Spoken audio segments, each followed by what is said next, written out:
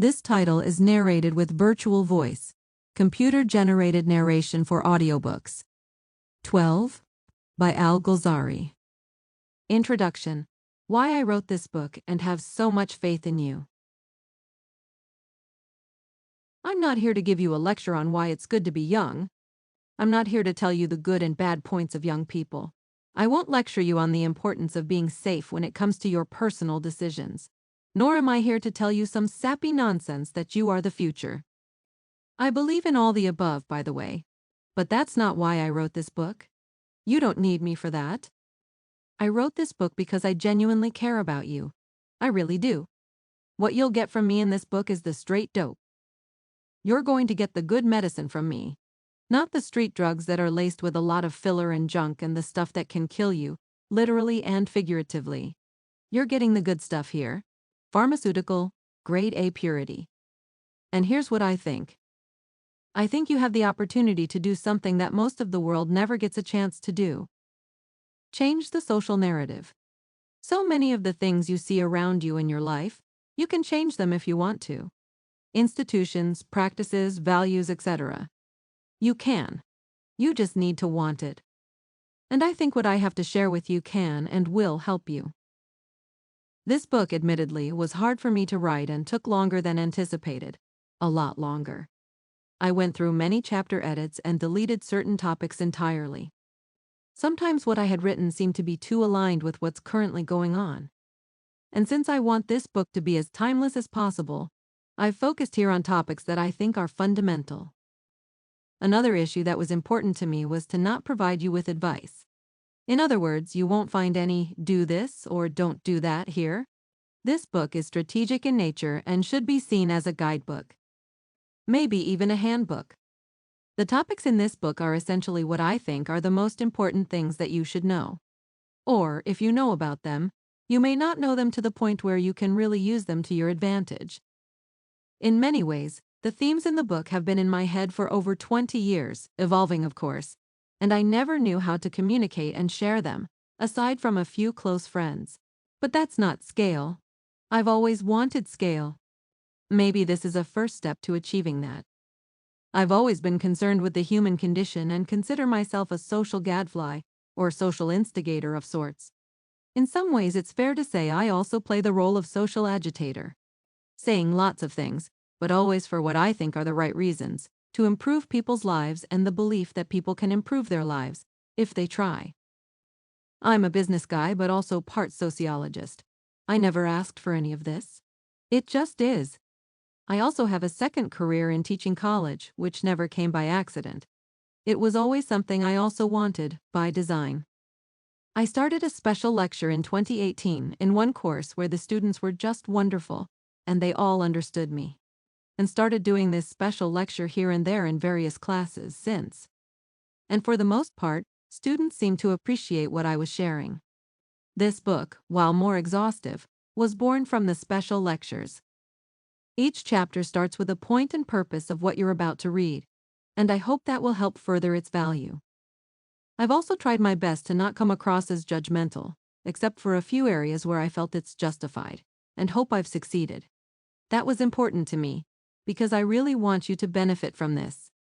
And I want you to know in a very sincere way, this book is about you, not me. You also won't find any bravado here. The only time I'll talk about myself in this book is when I think it's appropriate as an introduction, or some type of backdrop to provide context. You also won't find advice that I've made personal. Of course, I've provided some of my own experiences and perspectives throughout the book, in a general way. In other words, just because I may have been impacted by something, it doesn't mean you will. Each topic is presented in a way that is hopefully not only useful, but actionable. This book is the culmination of years of my experiences, thoughts, and insights. I hope that you don't just find this interesting. In other words, hopefully you can synthesize this. Actionable nuggets, as I like to call them. So ultimately, why did I write this book?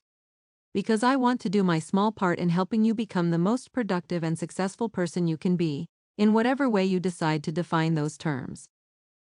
As one of my heroes and favorite business hero, Steve Jobs, famously said, the best way to predict the future is to create it. Let's get started. Chapter 1. What do you want to do with your life? Their purpose. To start looking at career paths in a way that's different from the conventional advice you've been given. To begin to connect what you love with what you want to achieve.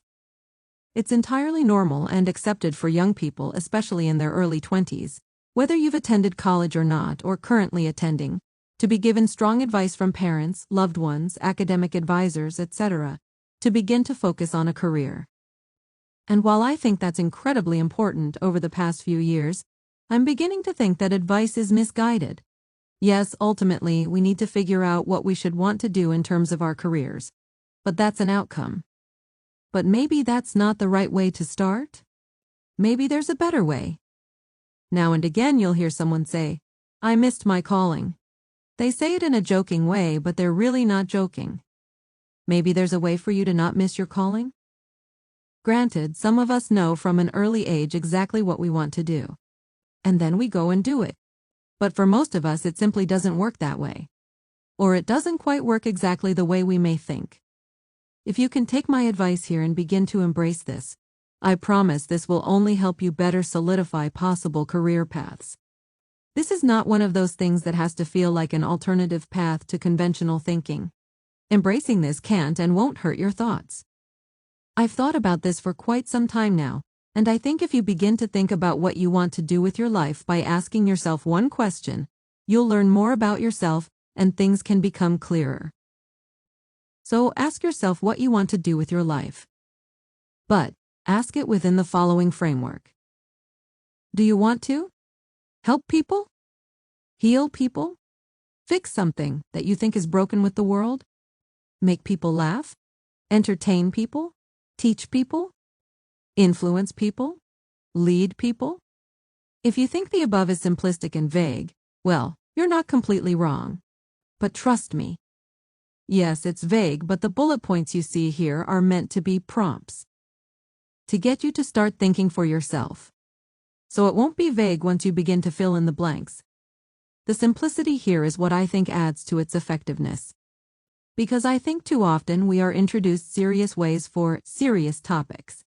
And your career is serious. But if you start by divorcing yourself from all the noise around you, I think you'll be inspired. There's an innocence and a purity that I think comes with this exercise. And its simplicity is also its strength when you think about it at a deep level. And if these prompts aren't quite right for you, you can still use them as motivation for thinking about a different way to start. Have you always liked and felt the need to tell people things? Maybe you want to look at teaching? Even though some of your friends may get tired of it, do you always seem to critique things in a way that your critiques have important points, even when people disagree? Perhaps being a movie or food/restaurant critic is in your blood? No, seriously, don't laugh. Are you very good at taking material things and packaging them in a way that adds new and further value? Maybe something in the real estate industry makes sense for you. Again, let me remind you, all I'm saying is to use this as a start. I'm sure you have a favorite actor, vocal artist, etc., and have seen interviews on them. Successful creative people seem to embrace this quite well.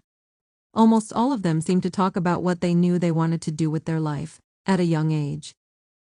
Al Pacino, in interviews, has talked about his given nickname at age 3, Sonny, and how family members used to watch him perform for them. Pacino has said that he knew he wanted to perform at a very early age. George Carlin, my favorite comedian that I'll discuss in a separate chapter, used to say that he knew at an early age he wanted to entertain people, and at age 12 he begged his mother, who was a single mom that worked a lot to make ends meet, for his first microphone set. Since he badly wanted to be on the radio, the major medium when he was a kid. Louis C.K. has talked about how he made the kids in class laugh in elementary school with just one joke when he was answering his teacher's question. And it was then that he knew what he wanted to do with his life, make people laugh.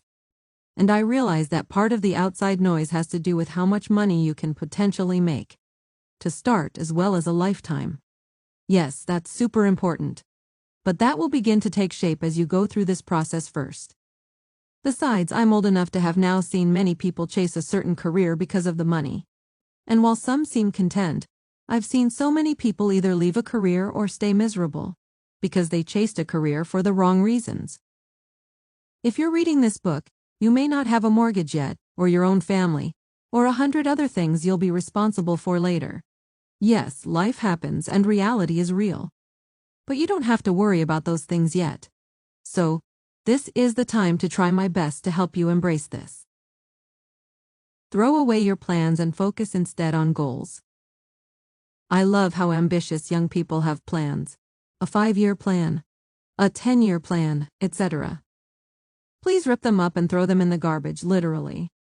Or click delete on your computer and empty the little trash icon on the lower right of your screen. Now that we've got that out of the way, focus on goals instead. No, I promise this is not simply a difference in semantics. And I will not dismiss plans. There is value in them. And I said this wasn't just semantic differences. The way you look at plans versus goals can very much shape your thinking and the outcome, which is the whole point in the first place, right? Ultimately, you're trying to accomplish things, yes?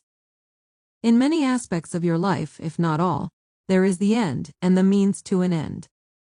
The end is the goal. The means to that end is the plan. The problem with many people is that they think they have the goal in mind, but they don't. They have the plan much more figured out because plans are much easier to formulate than goals. And that's why most people do that. At the same time, plans are also susceptible to being flawed. Part of the reason why plans are fundamentally flawed is because often they are planned years in advance. Life throws many curveballs at us, especially within the course of years. The planning process, however, is much more valuable than any actual plan. Because the planning process, and a good one, includes contingencies and options as future things unfold. Mike Tyson once famously said during an interview with a reporter, "Everyone has a plan until you get punched in the face." Think about that for a minute. That's a lot of wisdom coming from a guy who wasn't necessarily known for being a strategic thinker. Sorry, he's just not. It shows the limited nature of plans and how plans and goals sometimes have a very distant relationship. How about a similar quote from Dwight D. Eisenhower in 1957, when he was, by that time, President of the United States, after being Supreme Allied Commander of U.S. forces? Plans are worthless, but planning is everything. Have you ever heard about the Marshmallow Challenge? It's when groups of people are tasked with building a structure as tall as possible with a marshmallow on top without it collapsing. There have been interesting studies over the years with this. Do you know what group consistently outperforms the MBA students? Kindergartners. The reason? Although both the kindergartners and the MBA students have the same goal in mind, the kindergartners are a lot smarter when it comes to their plans. The MBA students spend most of their time, it's a time challenge, strategizing about the plan because they naturally think it's all about focusing and agonizing on the plan. Only to find that once it comes to the goal, building their structures, they often fall a lot faster than intended. The kindergartners, on the other hand, only plan a bit. They spend most of their time on the goal, and they experiment and play with the time they're allotted. They plan and then try. The marshmallow falls, and they learn from that and plan a little more, but then try to attain their goal again. They get more chances at their goal and they wind up with taller structures than the MBA students. If kindergartners taking MBA students to task with the Marshmallow Challenge isn't enough to convince you to plan, but not too much, well, I'm not sure what will. Goals are harder, partly because some people don't have the courage to commit or articulate their goals. Be confident enough to formulate and state your goals for others to know. But where is the plan supposed to lead you? A lot of people have trouble with that. Let's say you want to be wealthy, and there's nothing wrong with that. But remember, that's not a priority for everyone. Let's say it is for you. Okay, so that's the goal. What's the plan? The plan, the route, the strategy to become wealthy is not a linear path. There are so many ways to become wealthy. Hell, there are even many illegal ways. But no, do it the legal way. But there are many legal ways to achieve that goal. You need to start with goals. Plans are, by their very nature, linear and even technical. But by creating a plan, You've created some type of linear path from where you are now to where you want to go. Life doesn't work like that. Another issue with plans is that they're often too traditional. There is simply far too much dogma built into many plans. And sometimes taking an unorthodox approach to things allows you to be the game changer, the trailblazer, the revolutionary. Goals are spatial and strategic. They are so much better and powerful. Goals aren't linear. A goal considers that there might be several paths to ultimately get to the same destination. And goals also consider that sometimes the goals themselves change. There is only one constant in life: change. Life is fluid. Notice I didn't say life is full of ups and downs. Well, it is, but you don't need to hear that from me. And the idiot that invented that saying probably didn't know much about life if that's the best they could come up with. When you look at your life in terms of a plan, you're setting yourself up for potential failure and disappointment. Happy accidents. I came up with a term about 10 years ago that just seemed to be natural. Happy accidents. They are unintended, positive outcomes that can come out of focusing on goals as opposed to plans. They can come at any time and in any size, meaning they can be small, little things on the side, or perhaps start that way and wind up being big things that may change the trajectory of your life. Or anything in between. When you have your goals in mind but are flexible with your plans, interesting twists and turns come your way, literally. They flow around in the air around you and come at you when you least expect them. Happy accidents are so freaking awesome. I've experienced this a few times throughout life. Don't daydream. If you're over the age of around 12 or so, the first thing I would ask you to do is stop daydreaming. Let's face it, we all daydream when we're young. Whether you're a guy or young lady, daydreaming is almost built in. Daydreaming while you're lying on your bed in the middle of a Saturday or Sunday afternoon feels pretty good, saying to yourself that you're going to do this and achieve that. But there's one problem. It doesn't do anything. Daydreaming costs nothing since when you're young you have your entire life ahead of you. But it also doesn't offer any payoff. You know how you get things done? By doing them. By literally moving your arms and legs and starting the first step. You don't owe it to your parents, friends, a promise to a dying grandparent, someone special, your Aunt Sally, etc. You owe it to yourself. Let me also say up front, I'm sorry to tell you because this seems to bother some people. But hope is not a plan. It's just not. Don't get me wrong, there is a lot of use in hope. And there are some very useful motivational talks out there on YouTube, TED, etc. And many lousy ones too. But the ones that are good can only go as far as doing one thing: motivating you. You can use hope as part of prayer, and I am happy to say I pray a few times a week and have been for years. But hope should come after your plan. When your life isn't going in the direction you want it to, and believe me, I've been there more than once, you need to examine your behaviors and see what things you need to change. In other words, you need to take a personal inventory. See, aren't you happy that I didn't simply tell you some stupid, worthless crap such as put your big girl/big boy pants on and deal with it? That's hotshot nonsense talk. I hate hot shots. I think most of us know when we are going through a period of our lives where, quite frankly, we are just not doing our best. We are not taking full ownership on the things we can control. Check out the chapter on ownership where I'll elaborate in a slightly different way. But you can tie it all in.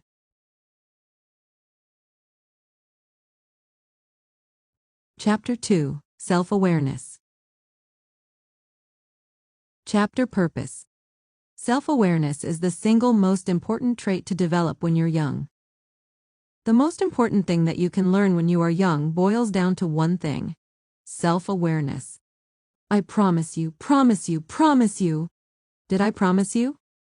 Self-awareness has to do with your ability to not only understand your surroundings, but how you fit in those surroundings.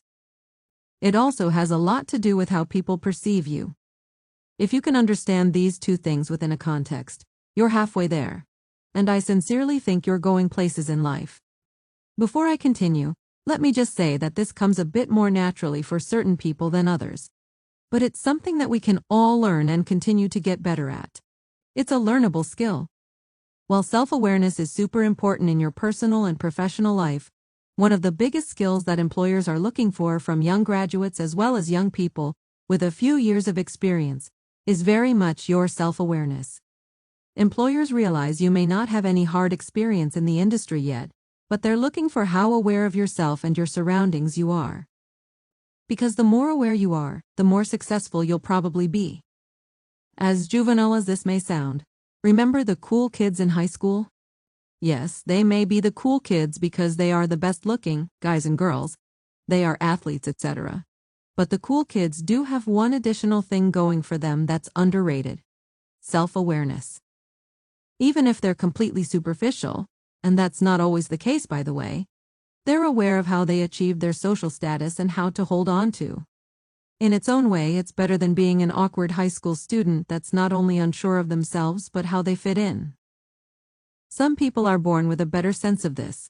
We all have certain talents given to us at birth. And some people learn self-awareness faster, such as student athletes.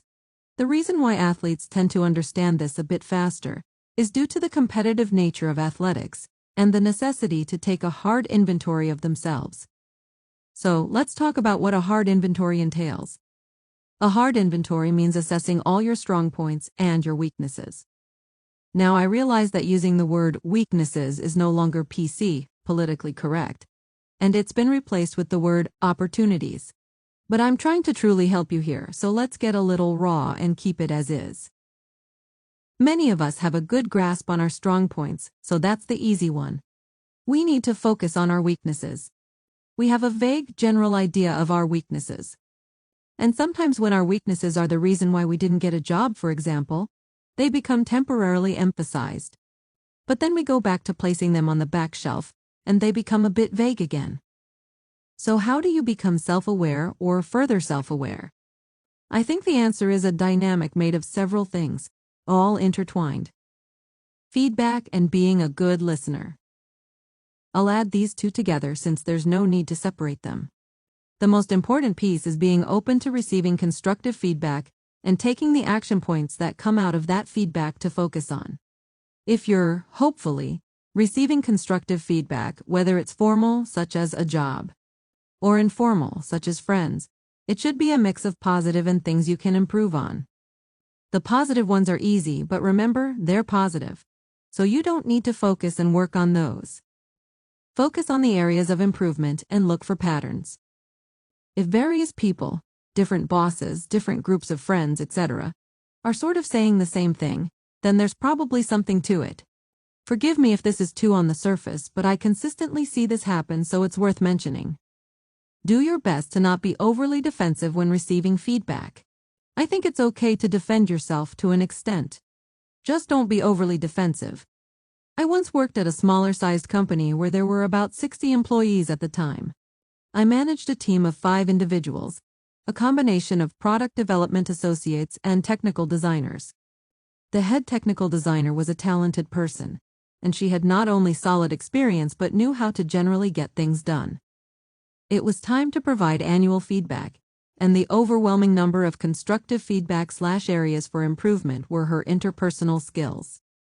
She wanted to be a one-person show, an island essentially. She was good at her job but didn't work well with her coworkers, and didn't align with me on some of the bigger major initiatives, before going into various rabbit holes, etc. During her annual feedback session, she was unfortunately far too defensive on almost every issue I had on paper.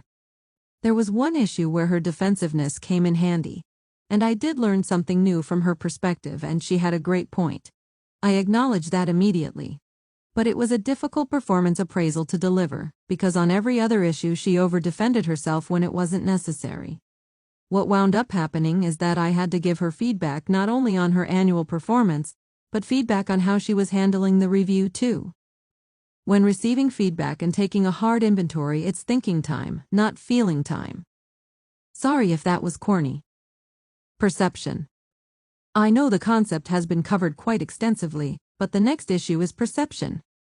And yes, as the saying goes, perception is reality. It's more than just a saying, unfortunately. I truly wish this wasn't true, but it is. And I live in the same world as you, so I can only share the rules with you. I'm mainly referring to how people perceive you, more than how you perceive them. This is about your self-awareness, not analyzing others. Some people love that perception is reality. The reason is simple. They are lifelong bullshitters. When you're full of shit, then perception being reality can go in your favor for a long time. But hopefully you're not that, so you'll need a plan. Going back to feedback for just a second, if people give you input on how you're being perceived by others, well, that's a good start. This isn't always the case, but sometimes it does happen. When it comes to people giving you feedback on how you're perceived, as opposed to other types of general feedback, on this I don't think there's any room for defensiveness. Because whatever you think in this context doesn't matter, unfortunately. At the time when hearing how you're perceived, unfortunately it doesn't matter if it's based on the truth, a misunderstanding, a lie, or even a ridiculous blatant lie. You can address those things as needed, but you need to accept what others think of you. Can I throw in some quick humor for a second? I know Louis C.K. got himself in trouble with the Me Too movement, but he did an act about 10 years ago that was funny and addressed this issue directly. He said, "You know when people say you're an asshole and you respond with, 'No, I'm not'? Well, it's not up to you." Hopefully that helps solidify the point. Brutal honesty with yourself. The first thing I'd say is that you'll need to be brutally honest with yourself. And here's the good news about this. You don't necessarily need to be honest with others as you go through this process. Some people may already know what's holding you back and some don't. But they don't matter. You do. If it makes you feel better, and I hope it does, being honest with yourself is an internal process. You don't have to reveal things to others. But you will need to be honest. We all BS ourselves to some extent. But you can't BS yourself on this. If you try and BS yourself with this, don't even bother. Because it won't work. Taking personal inventory. Hopefully you'll be brutally honest with yourself, and next, you'll need to take a good inventory and ask yourself what is it you want. That will begin to give you a pathway as to how to get it. Notice, I'm not describing this as one of those 12-step processes, and I'm purposely not using terms such as step 1, step 2, etc. Granted, there is a chronology to the process, but this is fluid, not linear. Stop the excuses and determine root cause. You'll need to understand what the root cause of what you don't like first is. If you don't like your job, I'm not going to suggest that you necessarily go out and find a new one, at least not yet. Because the reason why you don't like your job might not be about your job. It might be about you. If you're not getting good grades in general, is it really because of your professors or the school? Or is it more about you? If you're in a bad relationship, is it because the other person is at fault and they have 1,000 issues and you have none, because it's not you? Well, maybe you want to think twice before concluding it's the other person. Again, it might be the other person, but not so fast. Determining what the real problem is that lies underneath is critical to changing the direction of your life. So how do you put together a roadmap to do that? I'm going to do my best here and utilize some of the skills I learned as a sociology student when I was an undergrad to help you. I think cause and effect will help you understand what's going on and how to change things. Most of our poor choices and sometimes poor behaviors and lifestyle choices are effects, not causes. And I must stress again, when it comes to changing the trajectory of your life, most things really do boil down to you. Remember, as I started this chapter, there's only one way to change your life. Change your behaviors. Don't worry, the world doesn't have it in for you. If you begin to change your behaviors, things will directionally start to go in your favor. They really will.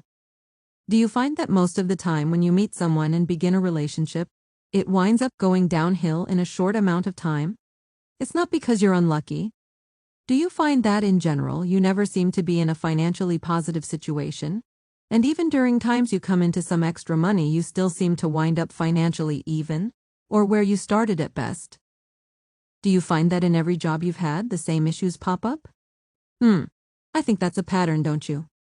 Stop blaming others. Stop blaming your horrible boss, co-workers, professors, etc. Take ownership. You really need to own this. As I said, you owe it to yourself. I think you need to start investing in yourself. You've heard this before. But when you invest in yourself in better choices, you'll get better outcomes. Effect. Think of it like this. Aren't you tired of spending time talking about what you want instead of working on doing it? Can I tell you something? Ask people who are older than you what their number one issue is with not trying to make changes in their life. I'll bet money that they will all say one thing: regret. Getting out of your comfort zone means that you are willing to cope/not afraid, in the short term, with the following: pain of rejection, pain of failure, pain of disappointment. Yes, these will be painful in the short term. They just will. But I can tell you something that I've learned from actors. I've never done any acting, but I know a little about the business. Now granted, maybe actors aren't necessarily trying to change the direction of their lives and they're simply trying to make it in show business. But I think this still works. To share with you. Actors are completely fine with rejection, failure, and disappointment. They must be. Do you know how many times the big-name actors fail before they get their big break?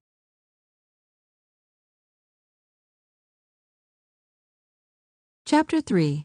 Dear Big Mouths, like me. This one's for you. Chapter Purpose. How becoming a good listener can truly change your life. How to learn strategic communication skills. I was originally going to name this chapter, Listen More, Talk Less. But I felt that wouldn't truly capture some of the points I want to discuss. There are several parts here. First, learning how to develop and modulate to what extent you communicate and discuss topics. And the second part, equally important, is learning the ability to listen. I also included additional communication issues that are worthy of discussion. So let's start with some basics. And this is for you, not me, but pretty much my entire life. People have told me that I have a big mouth. And they're right. But don't you hate when people, no matter what the subject, even friends and family, state one of your flaws, but that's all they do? They don't help you, right? Well, if you have a big mouth like me, I have some practical advice that you can apply that will help you. In the same way it's helped me over the past 5 or 6 years. Talking too much really can be a hindrance to you. When I was in my 20s, I didn't realize that or fully understand that.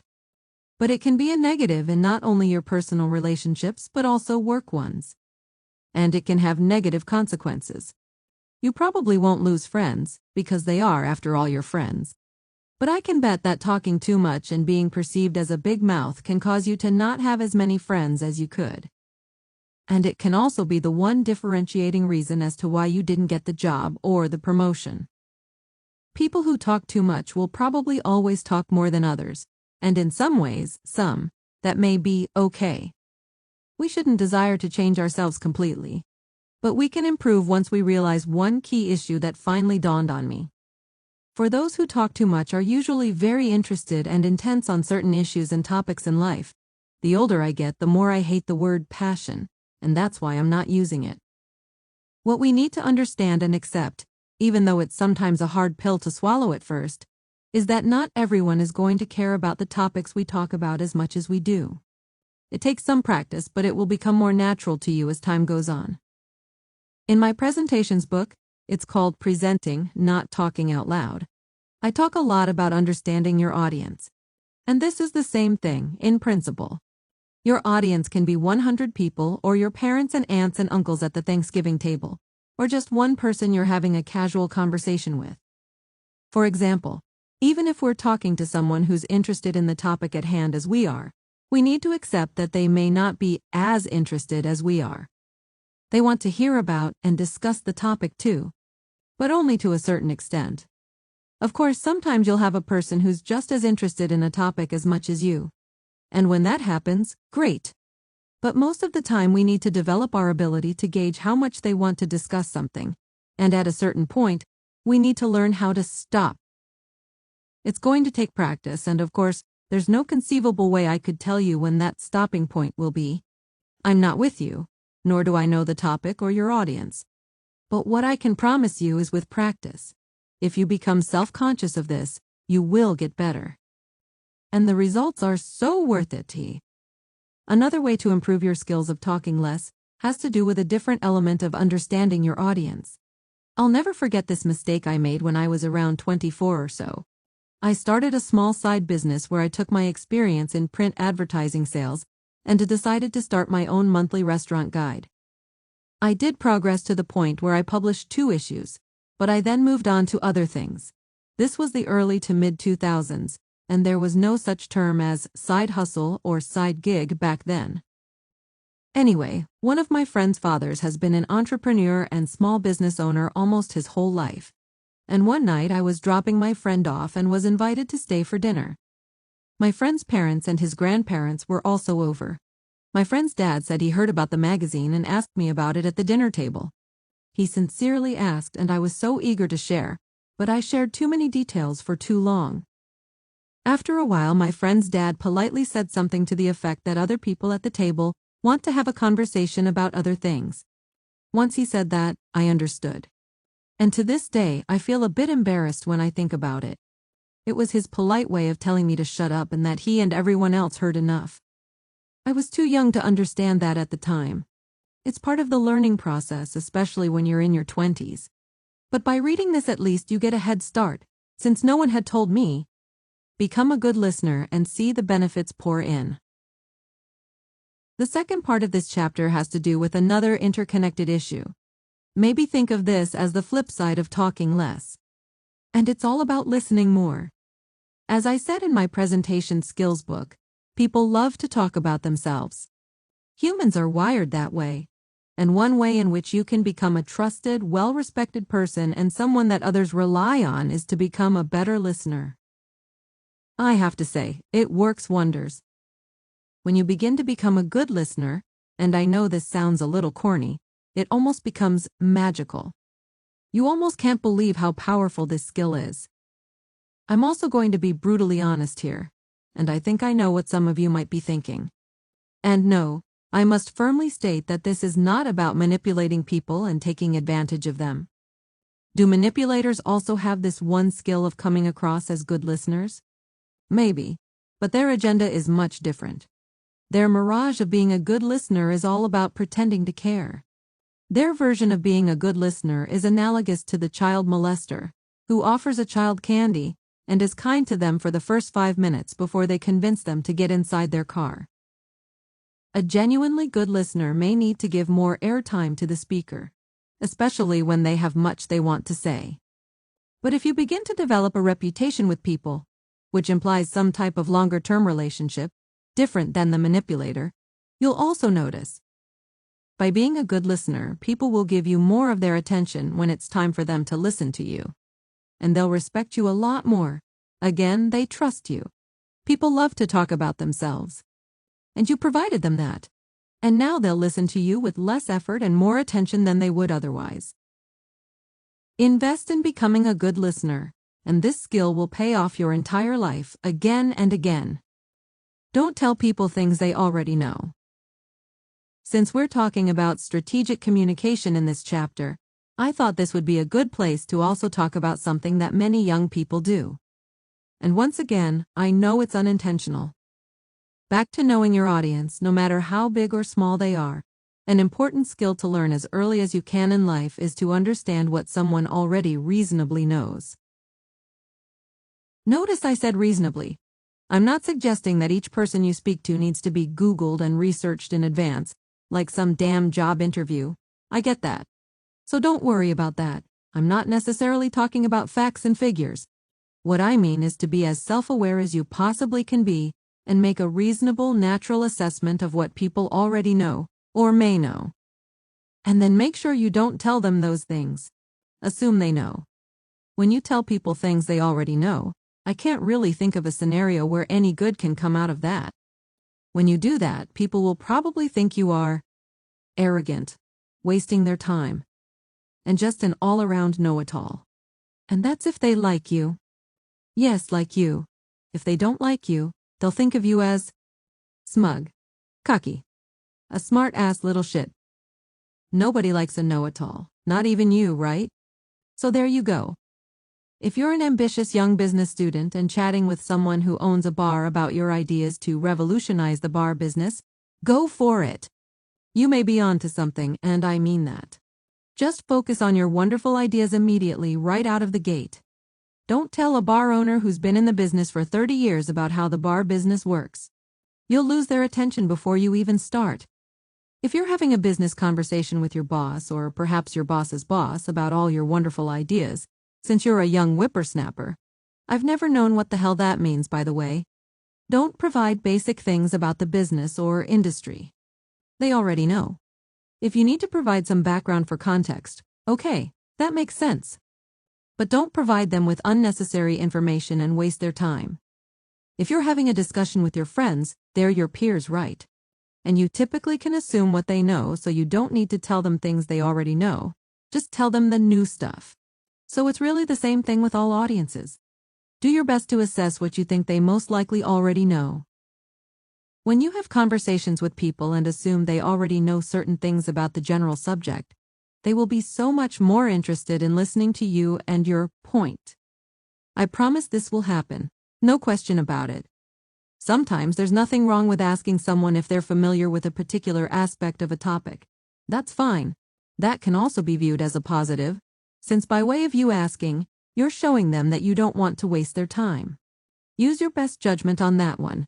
One of the tactics I use in my professional life, when I'm unsure if someone knows some background info, I'll start with, "In case you didn't know," and then quickly explain something.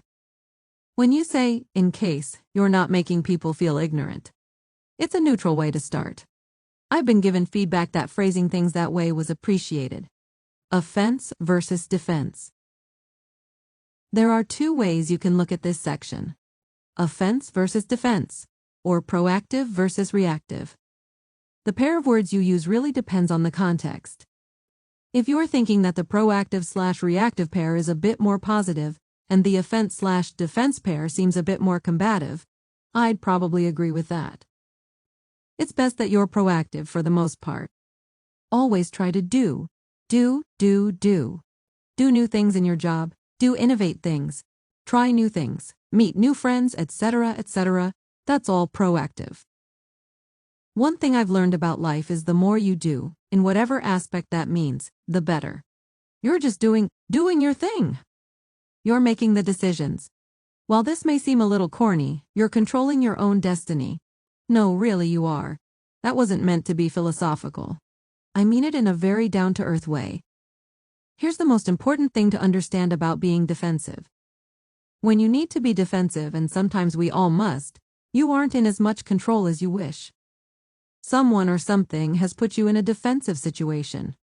Because when you're placed in a position of defense or forced to react, you need to answer things, issues, etc. It's an awful feeling. Even if you can defend yourself to the fullest, it's still not a desired position to be in. A lot of this boils down to how much control over things you have in your life. It doesn't have to mean you're a controlling person. I mean, if you are, okay. But we all want to be in control of as many things in our life as we possibly can. Facts versus emotions. Let me start off with an important confession. I'm an emotional person. Everyone that knows me knows this. I've become a little better over the years, but my general disposition of being an emotional person probably won't ever change. And over the years, emotion has gotten me into a lot of trouble. A lot.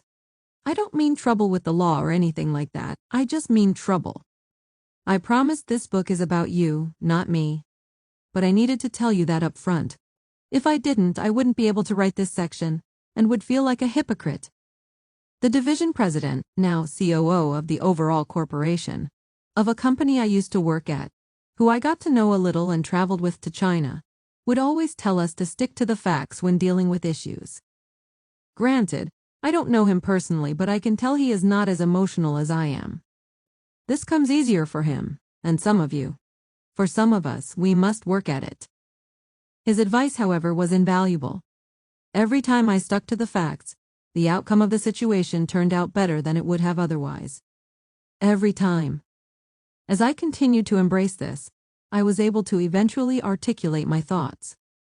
It's not personal unless it's personal. And when it comes to business issues, 99% of the time, it's not personal. When you get emotional about issues that don't call for it, Here's what generally happens. There's a genuine disconnect between you and the other person, or issue, at hand. In other words, people don't know why you're acting the way you are. You're not focused. You're not effectively communicating your side of the story since the emotion is getting the best of you. And people are hearing noise on their end. And I'm sure you do have a valid issue, but you're not able to get the message through. Sometimes people do know why you're acting the way you are, but they truly don't care. Not a lick. You may open yourself up to far too much interpretation. This will most likely be an issue for your reputation in the future, and may also shed light on some of the things you did in the past, in a negative way, and some people will begin to connect certain dots. You can genuinely anger the other person. I don't just mean frustrating them or hurting your credibility in the process. With some issues, you may genuinely anger them as well. One of the benefits that I've noticed with sticking to the facts is that you can take down the overall emotion by a few notches immediately. You can take a situation that's currently at a 9 or 10 and bring it down to at least a 6. At a 9, you can't have any dispute resolution, and there's steam coming out of your ears. At a 6, you can hopefully have a productive conversation. When you stick to the facts as a baseline, you are far more focused and specific. Sorry if this is overly simplistic, but think about someone threatening to take you to court and sue you for breach of contract, civil litigation. Which one of these statements would concern you more? I'm going to take you to court and sue you for every penny you have, every penny you'll ever make, and every penny your children and grandchildren will ever make. Your grandchildren will spit on your grave for what you'll have done to them? Or, I'm going to take you to court and sue you for breach of contract. You owe me a balance of 50% of promised royalties for the last 2 years. You only started paying me full royalties, per our agreement, starting this year.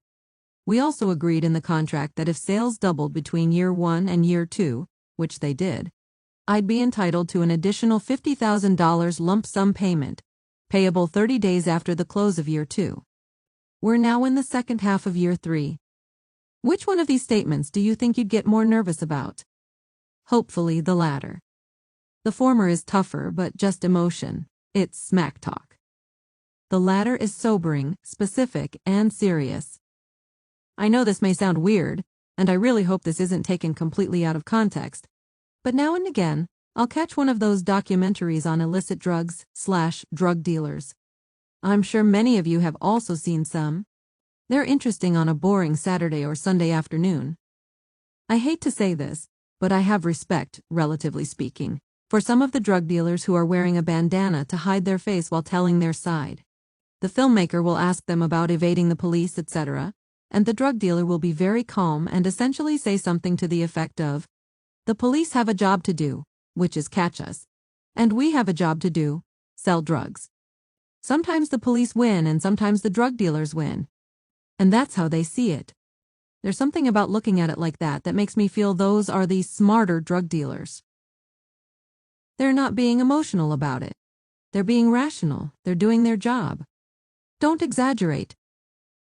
In some practical ways, I think you can look at exaggeration as a mix between facts and emotion. I know that we often exaggerate to help advance our perspective, but in most cases, exaggeration doesn't help. I think that when we exaggerate positive things, that's somewhat harmless. Or if not harmless, it's far less harmful than when we exaggerate negative things. When you exaggerate, you lose general credibility. People often know you're exaggerating. You also overshoot your issue. And sometimes that can mean you will get less than what you wanted. And I hate to say this, but sometimes that means you may get nothing. In other words, things can completely backfire on you. They really can. And if either of these things happen, you'll surely be embarrassed. The more people and the more you expose yourself, if things don't go your way, the more you'll embarrass yourself. When you don't exaggerate, you can at least be reasonably assured that you won't be at all embarrassed. And you'll almost definitely get more. Keep as much credibility and as much respect and dignity for yourself as you can. Don't tear people apart. Most of the time, even when someone has done you wrong, or when someone asks you your opinion on someone who did you wrong, you had a bad experience, etc., my advice is to not tear the person apart. Please excuse my language, but you know the phrase, rip 'em a new asshole? Don't do that. It's not necessary. Plus, wouldn't that hurt the person like a mother fur? When you do that, you're saying more about yourself rather than them. And everything and anything credible that lives somewhere within the middle of your emotional rant will get lost. When you're, for the most part, rational when complaining about someone, you not only show that you're being analytical, but you're being productive with your words. It shows you're a leader, or future leader, because you have the ability to not just look at one thing without the greater context. You can have a tone, sure. Stay human, you're not a robot. But either keep it a tone, or if you're going to share a bit of emotion, share just a bit, and probably at the end. You're also showing that you're analytical when you're balanced. I've had dinner conversations with SVPs, CEOs, etc., and some of the smartest people I've ever spoken to, even when they hate someone, will offer some degree of balance and bring up their good points too. There's a guy I know who was the SVP of product development and sourcing at one of the companies I've worked at, and then became EVP at another company. I was having dinner with him about 8 years ago, and we were talking about the VP of product development and sourcing at the company I was working at the time. He had hired the VP personally since he knew him for 20 years. Their relationship somehow soured over the years. It's complicated but typical in corporate. Although their relationship had gone south, and the SVP was personally upset, since they had a genuine 20-year friendship, he still managed to bring up the VP's good points. I've always remembered that throughout the years. It was a memorable and teaching moment for me. The ability to separate emotions from objective qualities of an individual, even when both men also had a personal long-term friendship. It showed genuine maturity and intelligence. Speaking in the affirmative. I wouldn't have written a section on this if I didn't find the issue pervasive. Too many young people will literally begin to answer a question or discuss something by talking about the negation of a certain topic. You'll generally always be more effective when you speak in the affirmative, not the negative. I find this to be a very common issue that won't serve you well if you don't practice changing this habit. For the most part, speak for things, not against them. Don't tell people what you don't like. Tell people what you like. Let me start with this example, and I promise I'll make it more sophisticated, and we'll kick it up a few notches. If I ask you where you prefer to go in the summer, the beach or the lake, and if you like the beach and don't really like the lake, that's fine. Don't talk about why you don't like going to the lake. Spend the time talking about why you like going to the beach. You'll be surprised at how many people spend time talking about why they don't like the lake. Sometimes it's easier to talk about things we don't like, and harder to talk about things we like. I think part of that has to do with confidence, but you can change that if you just change your mentality. And after some time, you'll notice a change in you. If you like the beach instead of the lake, look at the difference between these two statements. Affirmative. I really enjoy going to the beach during the summer. I love watching the waves and to breathe in that salt air. I like finding a nice spot with my chair, my cooler, my music, and a magazine. The sand, the surf, the beach bar, and that fun atmosphere, that's for me. Negative. I don't like the lake. I don't like to fish or hike or anything like that. Whether it's a tent or a cabin, the rustic scene doesn't work for me. I know the lake can be fun, but even when it's nice and warm in the summer, I have to pack a jacket because it will get cold in the evening. Wearing flip-flops and shorts during the day and needing to wear pants and a jacket at night. Do you see the difference? It's night and day. These are worlds apart. There are so many reasons why you should generally speak in the affirmative. Your language and words are simply more effective and engaging. You'll show that you stand for something. By not being on the defensive about an issue, it will emphatically prove to whomever is listening to you that you truly care and are committed to whatever it is you're talking about. Think deeply about this last bullet point for a moment, please. If you find yourself having more to say about why you don't like the lake, and not nearly as many positive things about why you the beach, people won't have much faith and conviction in you. Think about why they asked you that question in the first place. And they won't take you as seriously as you want them to. I think and hope you see the big difference. Okay, now let's kick it up a notch. I know many people don't like politics, but please indulge me for a moment.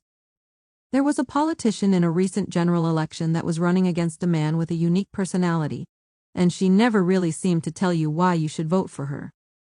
She spent the bulk of her time trying to tell you why you shouldn't vote for him. Does this make much sense to you? It doesn't to me. Don't get me wrong. There's a place to talk about why you shouldn't vote for him. I'll explain more of that below. But in general, a politician should talk about why you should vote for them. What if a family member or close friend was in the market to buy a new car, and they asked you for your advice since they respect your opinion? They're thinking about car A or car B. In your mind, you'd like them to buy car A.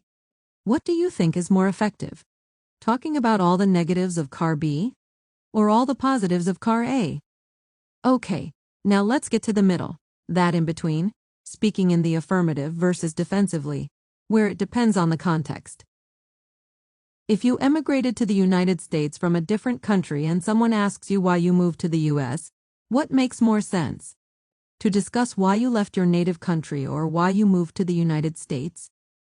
If someone is asking you in a positive manner as to why you moved to the US, my strong suggestion is to explain all the things you like about the US.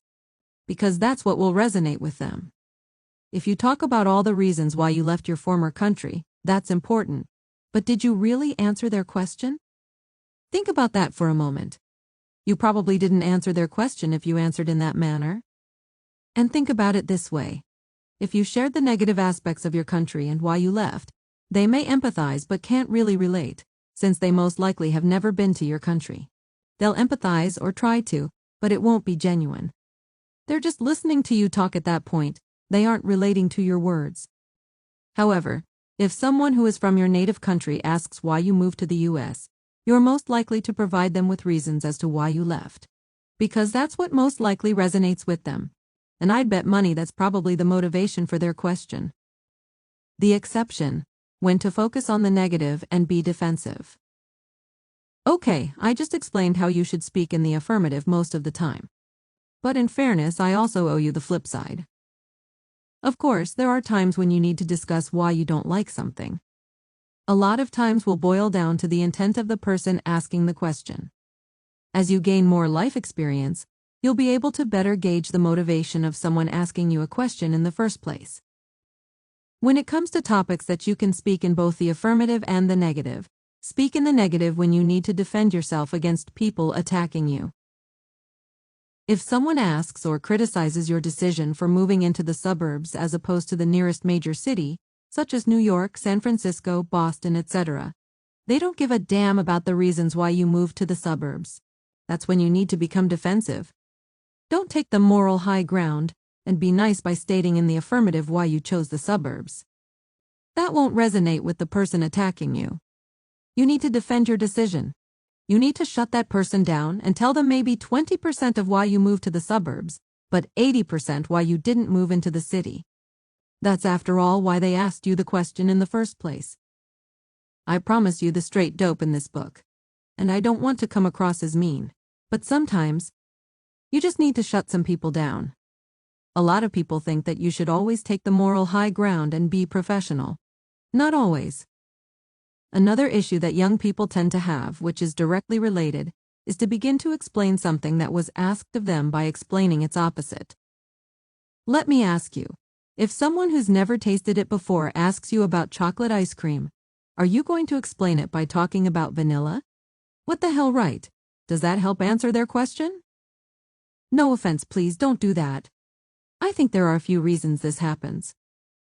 Sometimes it's easier to start that way, and I can respect that. Sometimes you don't have a good, confident grasp of the question, so you try to compensate with a somewhat related, but different answer on something that wasn't asked for. You simply haven't been trained better, and not enough people have helped correct that. For example, I've asked marketing questions such as the following in class. For those of you who are not in marketing or who've never taken a marketing class, don't worry. It doesn't take away from the point. Can someone tell us what horizontal conflict is? And I've received this type of answer far too many times. No joke. Well, first, vertical conflict is when companies are in separate channels and were originally designed to be complementary, are now competing with one another, such as a price issue, etc. And then, hopefully, they'll begin to talk about horizontal conflict. Hopefully. With all due respect, that's not what I asked. I asked about horizontal conflict, not vertical. If I wanted to ask you about vertical conflict, I would have. When you do the above, you really need to understand that by not answering what was asked, you are wasting the listener's time. Sorry to be blunt, but yes, wasting. And since you spent a few sentences explaining vertical conflict, I won't say, but there's a decent chance that your answer for horizontal conflict won't be all that good, to be honest.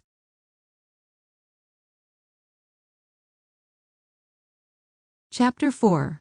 Ownership is the way to a fulfilling life. Chapter Purpose. Feeling a genuine sense of ownership allows you to gain more confidence. Ownership allows you to better connect with the world, and more likely to be in control of more things in your life. Ownership is much stronger than happiness. Happiness is a byproduct. Ownership is an input. Don't be afraid to love things. I'll start this chapter by sharing something sincere. I've thought a lot, and will continue to think, about what makes a life worth living. And let me be clear. As much as I loved studying Socrates and Plato as an undergrad, I do not mean this in a philosophical way, but in a very pragmatic one. And I've finally come to a simple conclusion. I want to matter, and I hope you do too. I want to matter to people. I want things to matter, and I want to matter to things. Not just anything, but some things. This chapter is not about ownership of material things, such as owning a home or an apartment. Those things are good if you want them, but I'm not that superficial and irresponsible to write something like that in a book. Nor am I trying to be Susie Orman and provide you with personal finance advice, which, by the way, only half is of any value.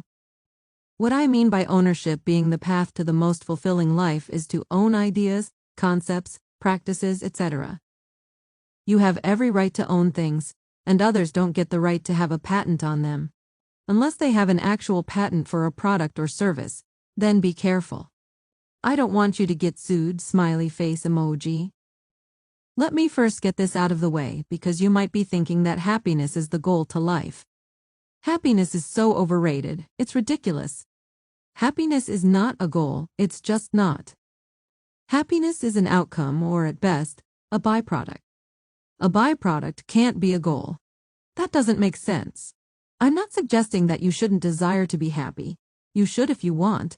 But I need to reiterate that happiness is not a goal. The things you do, whatever they may be, hopefully can make you happy. You can't start the day by saying you want to be happy. You can, however, start the day by saying you want to achieve X, Y, or Z, and achieving those things will hopefully also offer you happiness. Sometimes young people tend to say that they're passionate about something. And while I've written in a separate section of this book why passion is overrated, it's a good place to start. When you're passionate about something, whether it lasts your entire life or temporary, these are things you not only care about, but more importantly, things that you love. And things that you love should be things that you own. I'm not that much of a spiritual person, but I can tell you I've learned that fulfillment in life comes from things that matter to you the most. Not just conceptually, but in practice of some kind. You want to be able to own a space in the world. And I'm dead serious. To me, fulfillment is stronger than happiness. While happiness can be real, it can also be fake, when we fool ourselves that we're happy. And happiness can also be temporary. Fulfillment isn't something you can trick yourself with. It's permanent and rewarding. When you own something or certain things and become some sort of authority, the fulfillment and how it makes you feel is incredible. It's better than sex, and lasts a hell of a lot longer. You don't have to be an official authority. If you wind up being one, great, but you don't have to. You just need to be an authority in some way. Do you know pretty much everything there is to know about makeup, beauty, and personal care? And yes, even as a guy, I realize there are millions of women on YouTube with their own beauty channels. Too many, to be honest. But so what? Are you known to be a beauty maven? Forget about the Kardashians. They're half full of shit anyway. You don't have to be them. If you're a beauty expert, whether you can make it official or not, be a beauty expert. Own that space. Don't take a passive approach to your beauty knowledge. Even if you don't turn it into a business or a huge YouTube channel, which would be great if you can, own that space. It doesn't just belong to certain people. It's yours too. Do you love working on cars? And for example, maybe understand everything there is to know about working on and repairing a certain car brand? Own that space. Not far from where I grew up in northern New Jersey, there's an auto repair shop which I won't name. Not because of possible libel issues, but because I don't give anyone free advertising. Smiley face emoji. But they're in Bergen County, New Jersey and specialize in the repair of Mercedes-Benz any year. That's the only brand they work on, which can be risky to alienate so many other customers. But that's what they've decided to do. The owner is a certified Mercedes-Benz master technician who loves and knows everything about these cars. He used to work in a Mercedes-Benz dealership and then decided to quit and open his own shop. Mercedes-Benz, the company, is not the only one who gets to love and understand Mercedes-Benz. Don't be in like, be in love. No, this isn't about romantic relationships and dating. What the hell could I offer you on that front that would be worth a damn? I'm not sure where he got this from. For full transparency, I don't think this can be attributed to him. But my favorite comedian, George Carlin, see the chapter on embracing comedy, once said, "The definition of success is finding what you love, doing what you love, recognizing that you're good at it, and always getting better at it." My advice to you is to have a stake in as many things as possible that goes on in your life. And when you do that, you'll be a more committed person and possibly happier. I'm not a religious person, I do very much believe in God, but you'll have a life that is more fulfilling too. I say possibly happier because being a committed person in general requires work. But the work is worth it. Please don't misinterpret this and think I'm trying to tell you to care about every little thing in your life and take everything seriously. Absolutely not. What I'm saying is to try your best to not treat the things in your life that matter casually. Because the things in your life that matter. Some of this perhaps I've always had. But I've also learned some of this from Steve Jobs. Former students sometimes like to make fun of me and say that I'm obsessed with Steve Jobs and that I constantly use him in innovation and marketing classes. To that, I double down and say, forget obsessed, I'm essentially a disciple of Steve Jobs. Aside from his initial denial of paternity to his daughter Lisa, and I really do mean that always bothered me, Steve Jobs is my messiah. In the Walter Isaacson biography on Steve Jobs, there's a portion of a chapter that talks about when the Jobs household had to make a relatively mundane purchase. Mundane when you're a multi-billionaire. The story discusses how the entire family had an actual discussion about a washer/dryer at the dinner table, and they landed on buying a Miele. Miele is a great German brand, by the way, that I've been familiar with for some time but can't afford. When you think about this, that's some commitment to things that many of us wouldn't care about, to this extent. Judge it if you wish, but it's an interesting story that can provide further perspective. And my advice to you is to commit to, and be in love with as many things as you can in life. I know it's not always easy, but when you embrace that mindset, you can control more aspects of your life. For example, I love my apartment. It's not the biggest apartment in the world, but I bought it, and although I pay a hefty mortgage on it, I love it. Whether you rent or own, do your best to live where you want. The difference between living in a house or apartment that you want, and is realistic, versus just taking an apartment as a matter of convenience is big. Do you want to live in a better world, or simply have a good life? I'm asking you to ask yourself this hard question. The distinction is worlds apart. I don't need your answer. You need your answer. It's an easy question, but most people ignore it. It's one of those fundamental questions about how you see the world, and that's what makes it difficult for most. Most people are going to answer the latter, whether they know it or not. Maybe at one point in their lives they would have answered the former. But that ship has sailed for them. Sorry to get negative here, it's not my intention. The positive here is that it's not too late for you if you want the former. Regardless of your decision, I'm not judging you. The idea here is to get you to think about this in a deep way. And I'll hit you with some reality here. Whatever you decide, you do have to live with your decision. That I'll need to hold you to. If you're looking to simply have a good life, that's much easier to achieve. Get a good career, find someone special, maybe have some kids, a house. And don't forget the damn dog. That's it. It doesn't even matter if you're all that successful at it. You can be mildly successful at this grand goal. Be around for 80 to 90 years if you're lucky, then you'll die, and a handful of people will attend your funeral. Done. Easy peasy. But I want to live in a better world. Do you? I always have. Having a significant other, I hate the term life partner, a few close friends who care about you, a good and rewarding career, a comfortable income level, are all great. But I want to live in a better world. I'm not in my 20s anymore, but I won't give up. A healthy dose of bullshit and alcohol is what gets most people through their day. Otherwise, people would need to deal with reality. Humanity is not ready for that. We haven't evolved to learn how to take care of ourselves and each other yet. I think we all need to take responsibility to learn how to evolve. Bullshitting ourselves is okay, to an extent. But I've been saying for some time that the best type of activism is just focusing on us as humans. Most of the world doesn't want to learn, they just want to be entertained. The sad truth, which was awful tasting medicine once I realized it, is that most people don't want to learn. They simply want to be entertained. This is one of the hard truths of the world. This is reality. The good news, if there is any, is that at least I'm aware of this. And now so are you. And while it doesn't alleviate all my frustration, it lessens it some. When I say most people don't want to learn, I'm not talking about attending college, or in some parts of the world, even primary school. I'm talking about thinking, learning how to have better quality thinking, in whatever the issue is. And I'm talking about education in a broad sense. The irony, however, is that the most important thing about an undergraduate education is learning how to think. I was taught that as an undergrad, and I've tried to help students understand that throughout the years. For the most part, I have failed. People typically have little to no interest in learning. Learning new skills, new ways of thinking, new perspectives.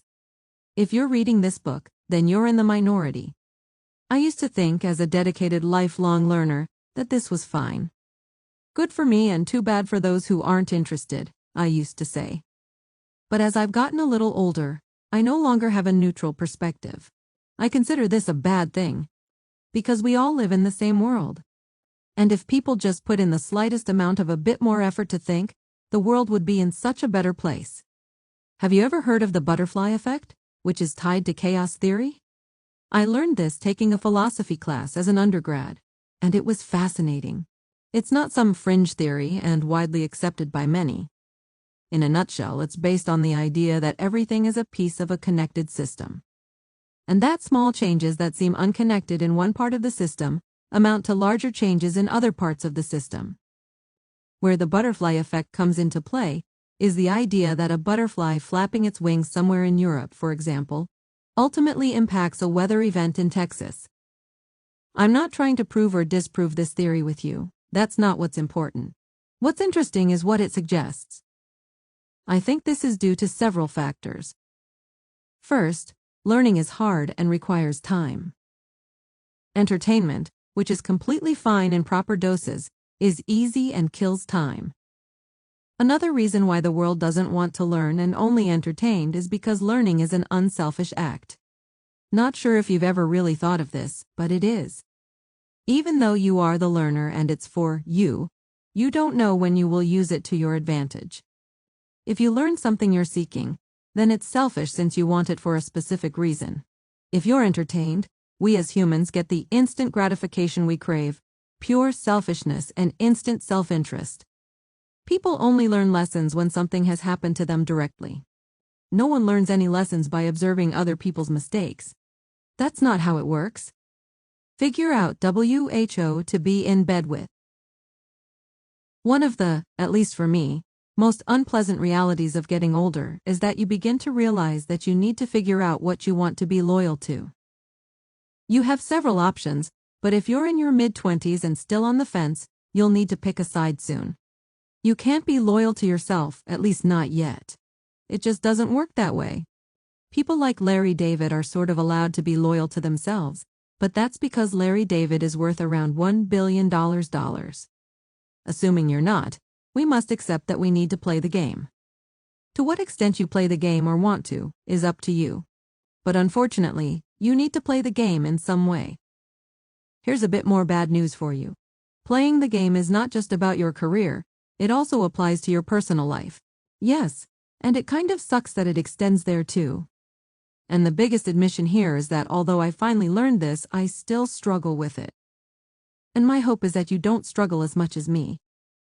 Being someone who tries to be balanced with as many things as you can in your life is an extremely noble yet flawed strategy.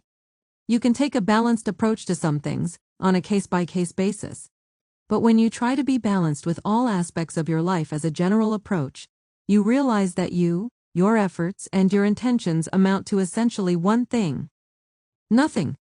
On a tactical level, yes, be as balanced with as many things as you can, and try to be level-headed to accept varying perspectives. But ultimately, you still need to pick a side.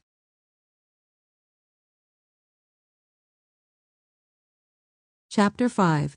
Embracing Stand-Up Comedy. Chapter Purpose. Why embracing comedy, if you haven't yet, is pivotal to better understanding yourself and the world. You might be thinking, how and why did a chapter on stand-up comedy make it to one of the 12 life principles?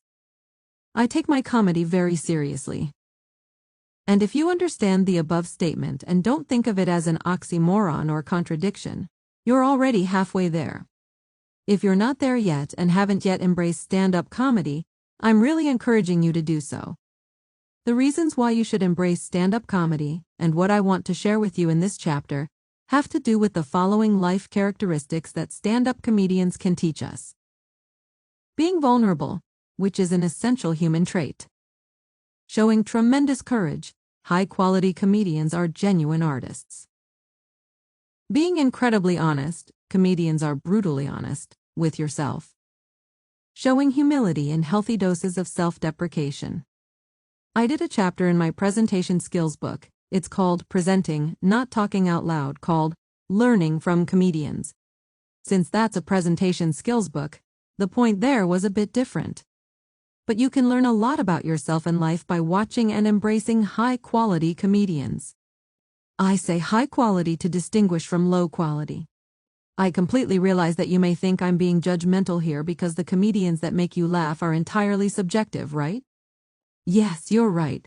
But at the risk of sounding judgmental, just give me a chance to try and explain why there's a distinction between high and low quality, and what that can mean to you. Great comedians have a unique talent that you find almost nowhere else in life.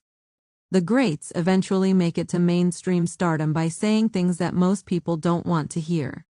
Or at least didn't think they wanted to hear. I find that to be a fascinating paradox. Low-quality stand-up comedians, in my view, unfortunately, are the ones that don't take any risks. They keep it nice and clean and mainstream. When I say clean, I don't mean not cursing. I mean offering mild, benign jokes that are little worth your time. Jokes that, quite frankly, you can do without. They don't want to create waves and want to get a career going and keep that career. Maybe they make you laugh, or if not laugh, perhaps chuckle. Maybe. But you can't learn anything from them. They are filler, and they are worthless. Okay, maybe I'm being judgmental.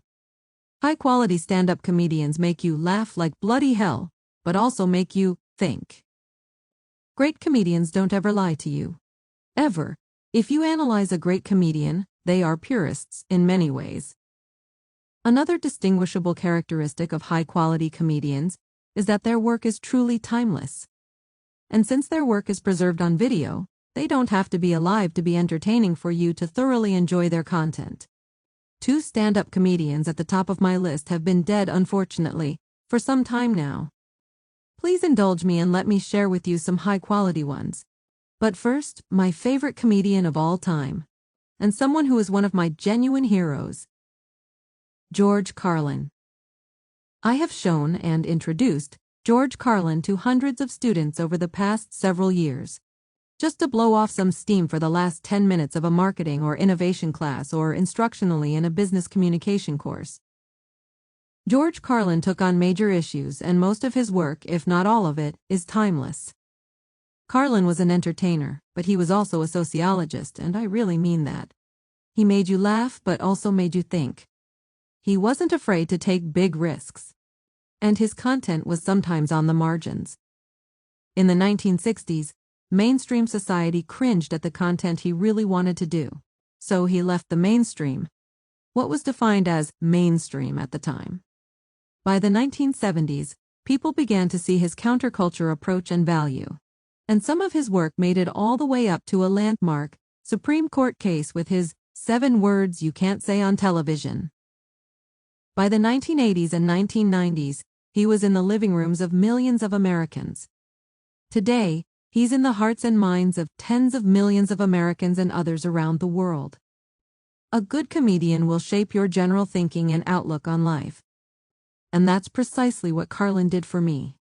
Carlin shaped my thinking in a very fundamental way when I was in my early 20s, and he's partially responsible for how I see the world, in a way that continues to permeate to this day. Only genuine artists can do that. All artists are entertainers, but not all entertainers are artists. Another thing about great comedians and artists that Carlin taught me is that artists are never satisfied. And if you look at that from the correct perspective, that can be incredibly healthy. When you see great comedians never being satisfied, that means one thing: growth. Carlin once said, "Art is a race with no finish line." And whether you're a creative person or someone who has a creative streak, in one way or another, you can also live your life in a way where there's always growth, and never a finish line. This book is for you, but you'll have to forgive me here. I just need to say George Carlin was truly the best. Take another comedian who I consider a pioneer and legend. Richard Pryor. Richard Pryor grew up in a brothel, literally, that was run by his grandmother, who would beat him on an almost daily basis. Pryor's mother was a prostitute in the brothel, and his father was her pimp. Pretty much his entire adult life, even when he made it big, Pryor used to say, "The government says I'm illegitimate, and all of my life people have been saying I'm no good." His rise to the top was not only about his talent as a comedian, he was also a sociologist, and in the 1960s and 1970s, probably did more for the relationship between whites and blacks than most people of his time. Let me be clear, I'm not promoting drug use at all. But great comedians are also vulnerable, and they're not afraid to share their vulnerabilities, whatever they are, with the world. Both Carlin and Pryor were big-time drug users during the peak of the careers. I believe George Carlin did an interview sometime in the 1980s with Johnny Carson or someone, where he said, "In the 1970s, I snorted half of Columbia, and Richard Pryor snorted the other half." And Richard Pryor once said in an interview, "I don't like cocaine, I love it." It's true that Richard Pryor's cocaine dealer at one point wouldn't sell him anymore, out of concern for his well-being. When you're a multimillionaire celebrity and even your drug dealer won't sell you any more drugs. Wow, just wow. If you haven't yet made stand-up comedy a permanent part of your life, in the same way that many people live and breathe sports, I highly suggest you start now. Your life will be richer, more dimensional, and more complex. I said complex, not complicated. Complexity is a good thing. Smiley face emoji.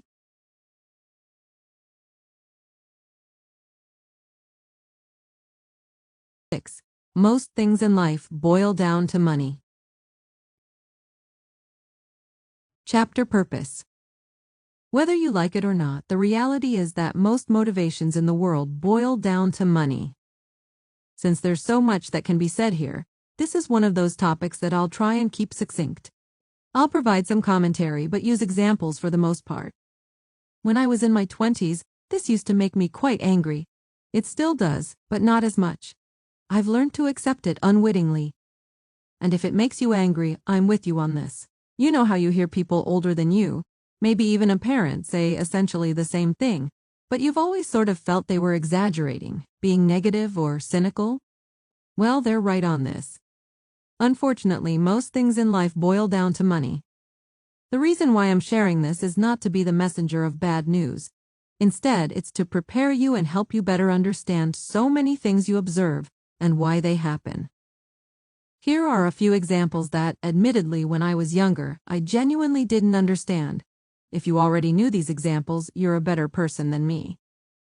Example 1.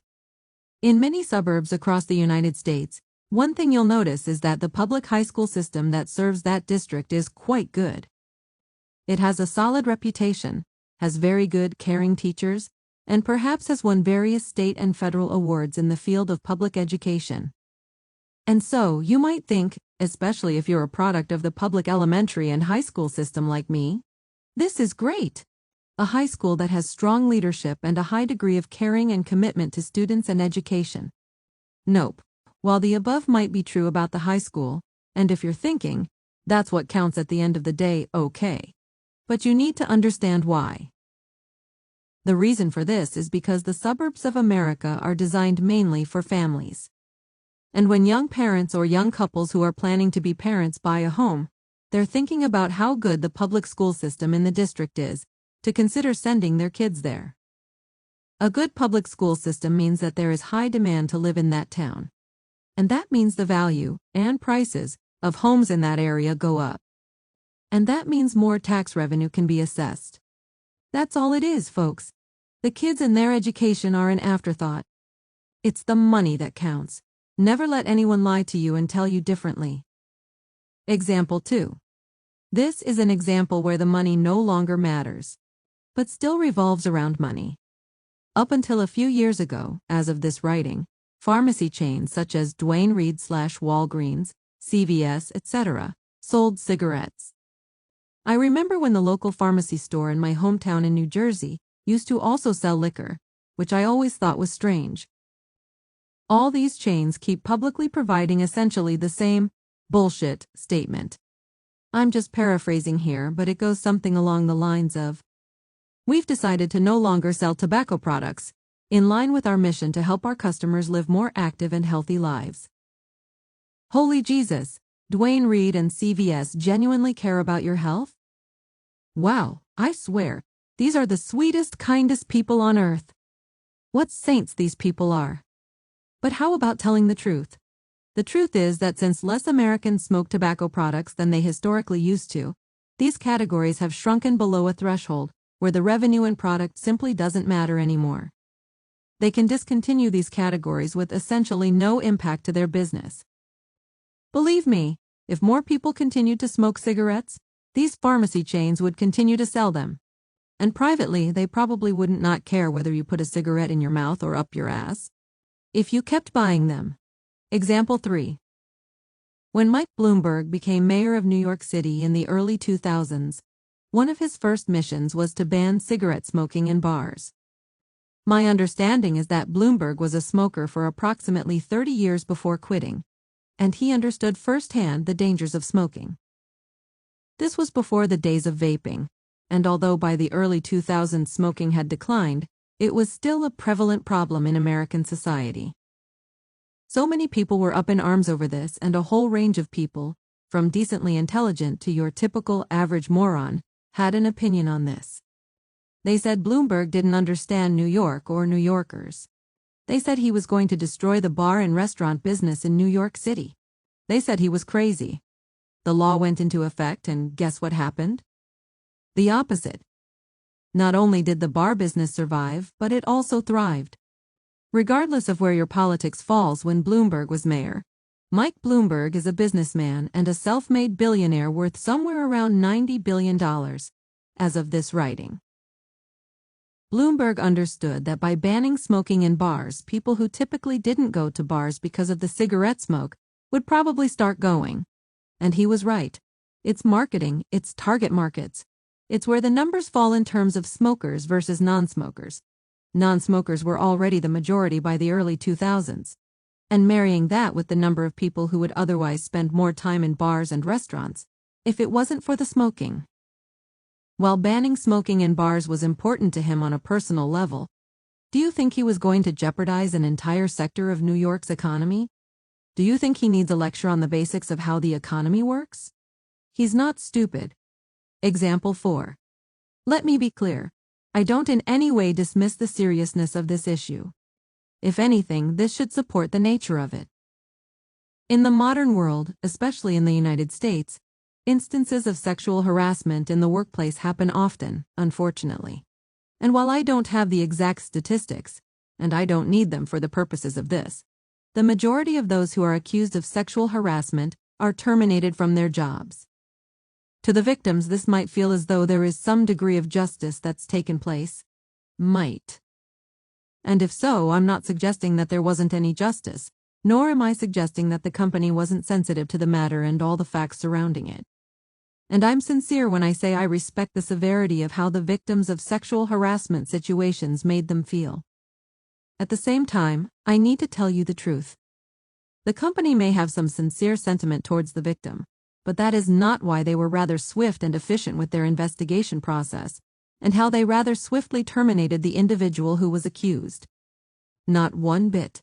And never for 1 second in your life think that the company's actions were for the victim. The company moved swiftly because of one simple reason. They don't want the victim to sue the company. I'm not a lawyer, and labor laws evolve, of course. I can't speak to all the complexities, but I can tell you that that's why the company acted the way they did. It's for the company, not the victim. The company can say, "We didn't know about this prior, we learned of it, conducted an investigation and promptly acted." That keeps them relatively safe. Some companies, of course, lie. They may have known about the general behavior, or they may have a company culture that condones the behavior. But they will lie. It's as simple as that. It's about money. In this case, not having to, hopefully, deal with a lawsuit between the victim and the company.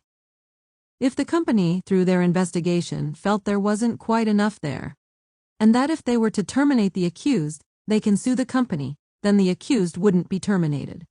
Perhaps internal training, redirection of work duties, etc., would happen. Again, it's about money. And how can I ignore one of biggest areas where you see this on an almost daily basis? Corporate sponsorships. I don't think this requires much explanation. Actually, let's have a little fun with this one. There's at least one good thing that can come out of this book coming out later than expected. In general, as you know, every corporate sponsor that either says or does something that causes general backlash is booted. Companies love to say, as though they're on autopilot, that the individual's behavior is inconsistent with our values. Is the behavior inconsistent with the company's values? Maybe it is, and maybe it isn't. We don't know. Do you have the ability and time to interview everyone at the company? Or at least all the executives of the company? But what we do know for certain is that the behavior is inconsistent with sales goals. That's the only damn thing that's inconsistent. Bud Light's recent case is an interesting one. It goes in the reverse but still supports my point. In case you don't know, in early 2023, Bud Light Beer partnered with transgender influence Dylan Mulvaney. The director of marketing for Bud Light felt that the brand was getting stale and needed new life. Dylan Mulvaney posted one video on social media saying, "This month I celebrated my day 365 of womanhood, and Bud Light sent me possibly the best gift ever, a can with my face on it." This started a backlash that spun in an interesting way. I acknowledge the political aspects of this, but let's stick with the business aspects. Because they're all intertwined. Sales of Bud Light began to plummet and have been plummeting for the past 4 weeks as of this writing. A few days after the backlash began, the director of marketing, along with the vice president of marketing, took a leave of absence. The CEO of Anheuser-Busch said, "We never intended to be part of a discussion that divides people," Anheuser-Busch CEO Brendan Whitworth said. "We are in the business of bringing people together over a beer." It didn't matter. Sales continue to plummet. Bud Light is now offering free cases of beer to their wholesale distributors to try and shore up an all-out implosion of the brand. I'm genuinely being neutral here, and I hope you understand that. But what happened when celebrities like Kid Rock as well as others calling for a boycott to the brand? The company didn't subscribe to the typical, "These comments are inconsistent with our values." Well, the opposite in this case, and different, but same. It's about the money. Whenever you're examining an issue, train your mind to always think about the financial implications. It doesn't mean you have to become cynical, although some degree of cynicism is healthy. I'm asking you to train your mind in this manner, because it's the smart and appropriate way to think. Almost every aspect of life in the modern world has a financial implication that will be the driving force of whatever decision is made. I promise you, this is how it works. Ladies and gentlemen, welcome to the real world. Hallelujah and holy shit.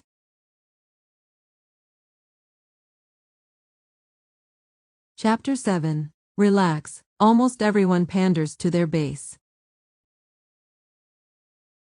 Chapter Purpose. To have the ability to see beyond the nonsense of most companies and certain people. To have a better perspective on why most companies and certain people say what they say, and when they conveniently say it. One thing that many young people can't necessarily yet see is how a lot of the behavior of corporations, organizations, and certain individuals boils down to one simple thing: the base. I promised you a book that is usable, so I'm going to share various examples that are not philosophical and hopefully relatable. Let me start with this. Every now and again, once the holidays are in full swing, or maybe every year, the following scenario comes up. During the holiday season, Starbucks cups say, "Happy Holidays," "Season's Greetings," etc. Some people in the Christian community don't appreciate why Starbucks doesn't write "Merry Christmas." At the same time, Walmart's greeters are trained to say "Merry Christmas" to their guests. Some people in the Jewish and Muslim community don't appreciate why Walmart doesn't say "Happy Holidays" or "Season's Greetings." Then there's all this chatter on social media, and people begin fighting with one another over really nothing. Want the truth? Starbucks has a customer base that is multicultural, and Starbucks customers come from many religions, ethnicities, etc. Walmart's core customer, which has many Hispanic customers as well as other ethnicities, are mainly members of the Christian faith. Why the hell would you risk saying "Merry Christmas" to Jewish people and Muslims and alienate Christians by offering a diluted "Happy Holidays"? These companies have businesses to protect. They are not stupid, they know what they're doing. That's all it is, folks. Done. That's why these two companies do what they do. There's nothing else going on here. It's genuinely as simple as that. Now, there are things that I wish I could tell you for the next example, but unfortunately, I can't tell you everything. And I'm sincerely sorry for that. But almost university and college presidents have 100% support for Dreamers, DACA. And they go out of their way, they really do, sometimes in an unnecessary way, to also state in no uncertain terms that no student status will ever be reviewed or questioned. Why? Because right now Dreamers are of college age or college-bound age. Dreamers are a good portion of their customers. It's part of their base.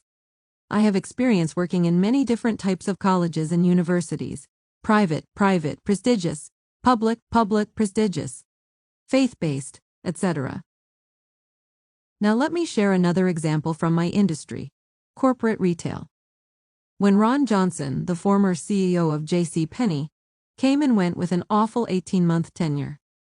For us in the retail sector, some of us saw the problems from the start. Ron Johnson wanted to transform an ailing and aging retailer. Nothing wrong there. In a nutshell, he cleaned up the store aesthetics, especially in the home area, took away heavy discounting, created everyday fair and square pricing, and discontinued the catalog. All these changes resulted in something. The core JCPenney customer was alienated, and no one was really in the stores anymore, literally. Johnson basically told the JCPenney customer to go to hell. And that's okay in business if you have a new customer to replace them. But he didn't. So what happened? He alienated the core customer that was loyal to the store, for right or wrong reasons. He alienated the base. Another example, and this one I can freely tell you. Although I'm an Apple fan, I'm more of a Steve Jobs fan, not a Tim Cook fan.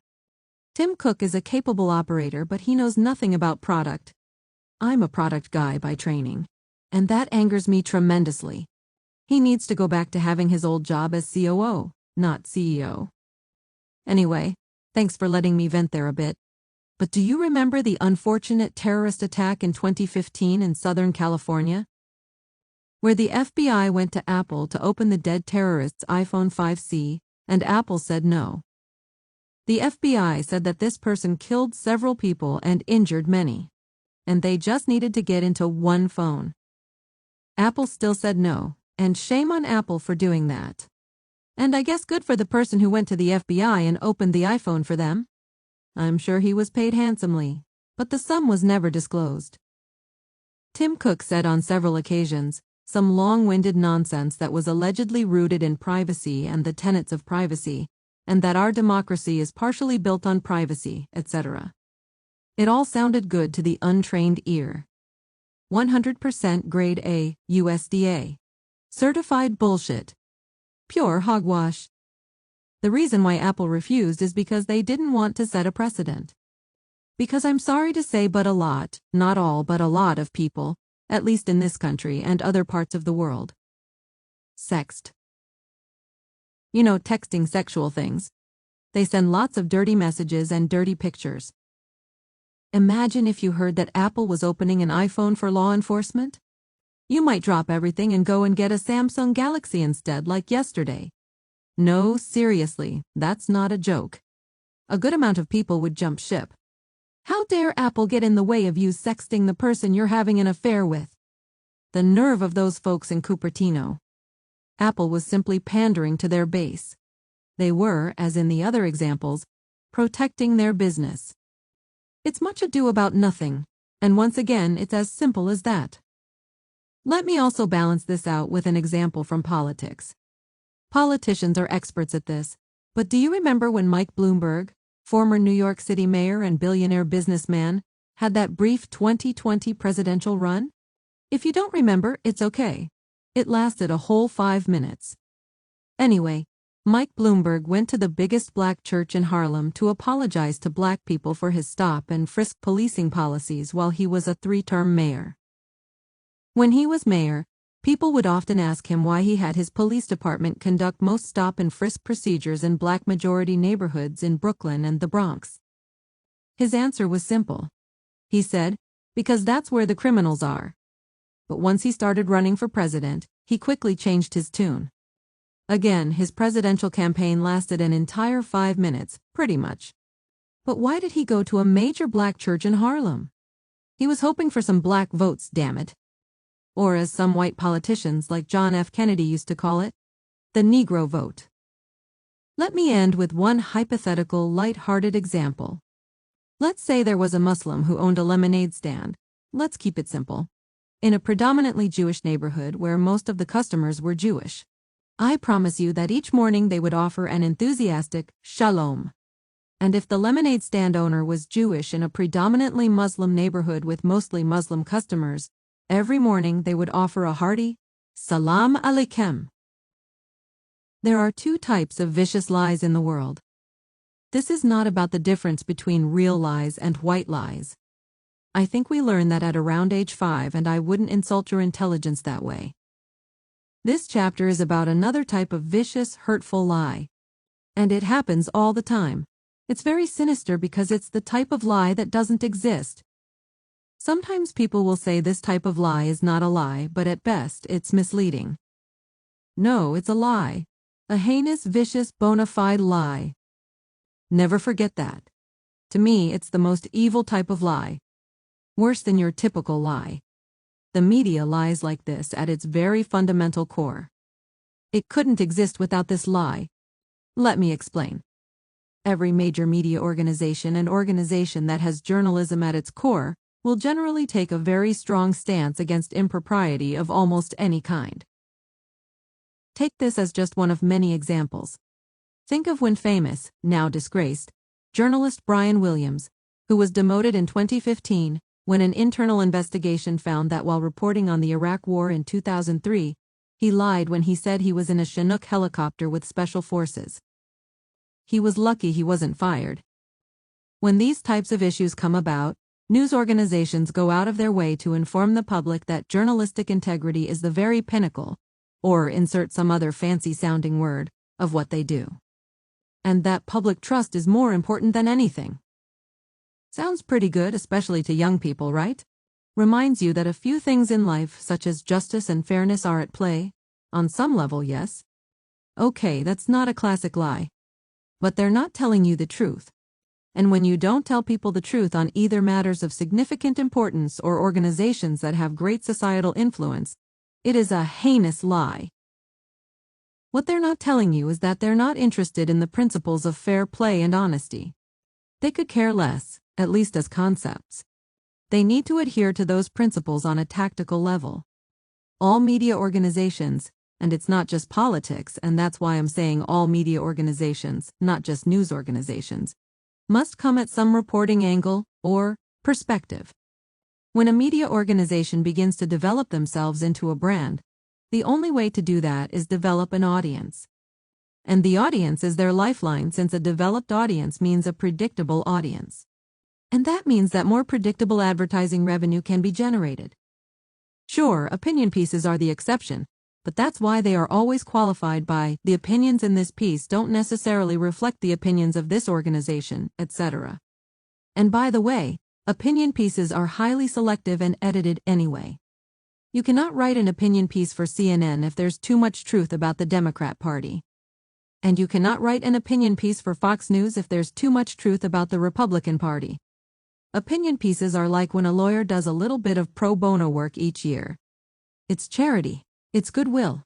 CNN and Fox News will let you say a little, but only if it doesn't piss off their audience much. The unfortunate truth about how the modern world works is that organizations will only talk about things such as truth, honor, integrity, etc. when they get caught. And the financial consequences and backlash will be worse than continuing to toe the line. Otherwise, it's business as usual. Under normal business conditions, truth, honor, and integrity are cute novelties that are laughed at by senior management. As I said, folks, most people are simply pandering to their base or pandering to a base that they want. That's all it is. Most organizations will never tell young people this. In some ways, this is the most important section of the book. And sometimes the most important things are the ones that don't seem it. One of the sincerest things I need to share with you is how to manage various concerns, crises, issues in your life. Especially when you're young. Because when you're young, many people will try to take advantage of you. And I will be goddamned if I didn't tell you what I need to hear, so that you can navigate more successfully. When you've been wronged in some way and have been working hard to stick up for your rights or what is owed you, which is a hard task in and of itself, and you have a lot of courage for initiating the process, I know. You're most likely dealing with powerful organizations. And it's a powerful organization versus you, the little guy. Or little gal, sorry ladies. And those powerful organizations want to crush you. Like a little bug. So you can go away. Let's say you decide to sue a former employer for unpaid wages. And you want to sue them yourself and not hire a lawyer. You have that right in the United States in general. Not sure about certain states or other countries. Your former company has a powerful law firm on retainer for precisely these types of things. Friendly reminder. They want to crush you like a bug. They want to destroy you like the little piss-ain't bat they think you are. There will be times in the process where you'll be in a lull. And you'll feel as though you're not continuing to get traction. And because you're just one person, it can get tough when you're in that lull. The attorney assigned is not answering your emails. They were, but now they've gone MIA. Because they're playing games with you, by the way. And one of the top tools that lawyers unfortunately have at their disposal is to try and beat the clock. And simply manipulate the concept of time with you. What are your options? Sending the judge a letter? Probably not. Perhaps you can go to the American Bar Association or similar association at the state level and file a complaint. You have that option, but usually, those types of organizations take complaints based on ethical concerns. Now, whether you feel that an attorney playing games with you is unethical or not, you'll need to decide, and I won't ever tell you what to think, only help you how to think. You may clearly see on their website that the complaint needs to be an ethical one of sorts. And as a young person, you may not move forward. So here's my advice. Move forward. The name of the game here, and the game you need to learn and play, is to get attention. That's the goal. Do you genuinely think there is an ethical scandal here? Maybe not. But if you're now being ignored, you need to do something to get unignored. If the attorney for the defense and their firm in general receive a complaint filed by you by the American Bar Association, the attorney will now be in touch with you. I promise this will work 95% of the time. What's the point here and how do we wrap this up? The point here is that you need to break certain rules from time to time. Do not break the law. I don't want you to do something in haste and wind up with a new court date. The kind where you're the defense and the prosecutor is against you. That you don't want. Powerful corporations want you to simply go away. Their modus operandi is to get you to go away, to give up. Whatever the issue is, don't let them cast you aside. And that, as they say, is that.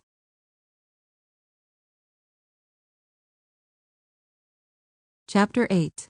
Power, Persuasion, and Change. Chapter Purpose. To help, to some extent, the basics of power structures. To offer a general basis for how to influence and persuade people.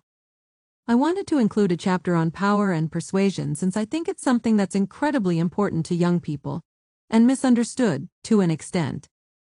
Young people have self-interest in the concept of power.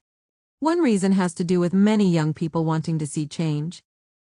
Power sometimes is viewed as someone holding some type of role or title, and therefore having power. But that really doesn't help answer what power is and begs the question. Power isn't so much about someone's role, although that may play some part. An easy definition of power is an individual that is in possession of, or in charge of, something that you want. A hiring manager has power over the open position since they will ultimately make the decision who gets the job.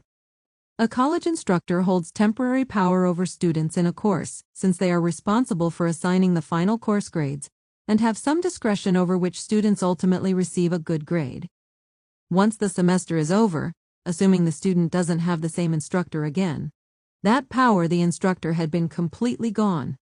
But if you were a college student and someone pointed out an instructor that didn't even teach at your school, you wouldn't consider them as having any power, right? And there can also be people who have power over something but no role, such as someone who has information that can be used against someone else if they don't get what they want. So, it's not so much about the role but more about what the person possesses that someone else needs or wants. One of the most important things to understand about power in relation to change is that power is not something that people are interested in giving up. Why would you give up power unless you have to? Or are forced to? Why change is so slow?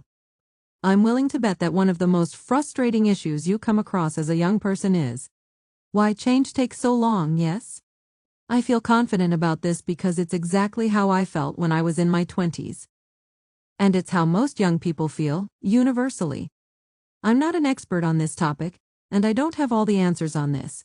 But I have some of the answers, and based on the pragmatic nature of this book, I'm hoping having at least some of the answers is enough. The first issue, I'll say, in all sincerity, is that one of the fundamental reasons why change takes so long is because we as humans think too highly of ourselves. We really do. While the human brain is fascinating on some levels, on other levels, not so much. I'm not a psychologist or psychiatrist, but I've done some studying on this, asked some licensed psychiatrists, along with many years of observation. Yes, you've already heard millions of times, people resist change. Because we don't like the unknown. Even young people, many of which want change, aren't necessarily comfortable with changes in their own lives per se. Right? Seriously, think about it for a second. So, if you also resist change, why do you demand change from others? That's a rhetorical question, and I'm not putting you in a defensive position. I think from a more sociological level, humans truly need baby steps. Some of us may need more and some less. But we all need to be spoon-fed change. We need to get introduced to it, begin to get used to it, and gradually accept it. It's a process. I'm going to use some examples here that I hope won't offend anyone, but I think work. In the United States, unfortunately, we have a history of Black Americans as slaves. Then white Americans for a very long time called blacks the N-word to their face. Then whites referred to blacks the N-word behind their back. And now, whites have begun to realize that there have been fundamental, systemic obstacles that blacks have faced for over a century. Of course, race is the most complex issue the United States will continue to have, but for the country to get to at least this level, took time. I don't think whites could go from owning blacks as slaves to now being in general alignment on systemic race issues that are challenging to blacks. That's simply far too much of a leap of faith. Knowing the opposing perspective is critical to winning. To effectively persuade people or groups on any topic to advance your cause, you need to also understand how the opposition feels. Probably the most important thing I learned as an undergrad studying sociology, aside from the topics themselves, is that to effectively advance my perspective and point of view, I needed to make sure I understood the opposition. I mean, really understand it. It doesn't matter if you strongly disagree with the opposition. You need to understand why the opposition feels the way they do. First, to tackle the obvious, you won't be able to effectively take a position if you're ignorant of the opposing viewpoint. How can you advocate for abortion rights if you don't fully understand what makes people opposed to it? How can you argue for the abolishment of the death penalty if you don't understand why there are those who are in favor of it? How can you oppose climate change if you aren't familiar enough with the reasons why climate change activists strongly advocate on its impact? You'd be surprised how many middle-aged and older people don't seem to understand this. They simply reject whatever it is they want to reject without even knowing what they're fully objecting to. Another way to describe the above people is this way. They are your typical everyday moron, on both sides of the political aisle. To persuade, one of the keys is to anticipate the objections because the people with the best persuasion skills know how to spin their arguments in a way that doesn't make the opposition feel so opposed. Let me say that again in a different way. First, you don't need to persuade people who already agree with you, right? They are already on your side. Therefore, you're trying to persuade the naysayers. The best way to do that is to show the opposition that they aren't as opposed as they may think. That's a key strategy that many people aren't aware of. When you can convince the opposition that you're not as far apart as it may seem, persuading others becomes a lot easier. There isn't nearly as much heavy lifting. The differences between the opposition and you begin to not seem that far apart. And you know how all modern cars, starting sometime in the 90s, have objects in mirror may be closer than they appear? Well, the similarities between you and the opposition can also be closer than they appear, when you can effectively persuade people. Remember, persuasion doesn't mean fight. Persuasion implies you want to get others who don't currently agree with you on your side. You can't do that unless you not only understand their points of view but you also need to give them something. You need to provide the opposition with some ownership in the issue. Because when people who don't agree with you feel completely left out, they'll further oppose you and your viewpoints. Bring the opposition closer to you. I promise, you might be a bit surprised with the results. Why things get more black and white as you get older. One of the things that young people hate is when older people come across as black and white. It kind of drives you crazy to think that your parents, relatives, and other people older than you are close-minded. Because you like to think in shades of gray and are happy that you're no longer a kid. And that you embrace gray. Am I right? I totally get how you feel. I used to feel people who thought in black and white terms and didn't embrace the gray in life were ignorant, lazy, and perhaps sometimes even unintelligent. Okay, let's just use the word stupid. Okay, there are people who think in black and white due to some of the above. But as I now better understand why that happens as you get older. Because I see it sometimes happening to me. Not always, but sometimes. There are a few reasons why I think this starts to happen. As you get older, you get more life experience. Experience is an accumulation of various things that manifests itself into knowledge, insight, perspective, etc. And part of gaining more experience means that in cases where you've already been through the same, or very similar experience, you are certain that you'll know the outcome. And it's that probability of knowing the outcome that allows you to make a prediction fast without the need to think about it, and consider various alternatives, etc. In some ways, it's not being closed-minded at all. Due to more experience, the mind can go through calculations more quickly, which to younger people with less experience comes across as though you're too quick to draw a conclusion. As you gain more experience, the world becomes smaller. That doesn't mean you should ever stop learning. I, sincerely, consider myself a student of life and have every intention to continue to learn for the rest of my life. But in some ways, the world does get smaller. When you start your very first real job out of college, assuming you're going to stay in that industry your entire career, you're a blank slate. And that's not a criticism, it's just normal. But as time goes on and you learn more, you learn not only more about your job, you learn more about the industry, the competitors, etc., and things get smaller.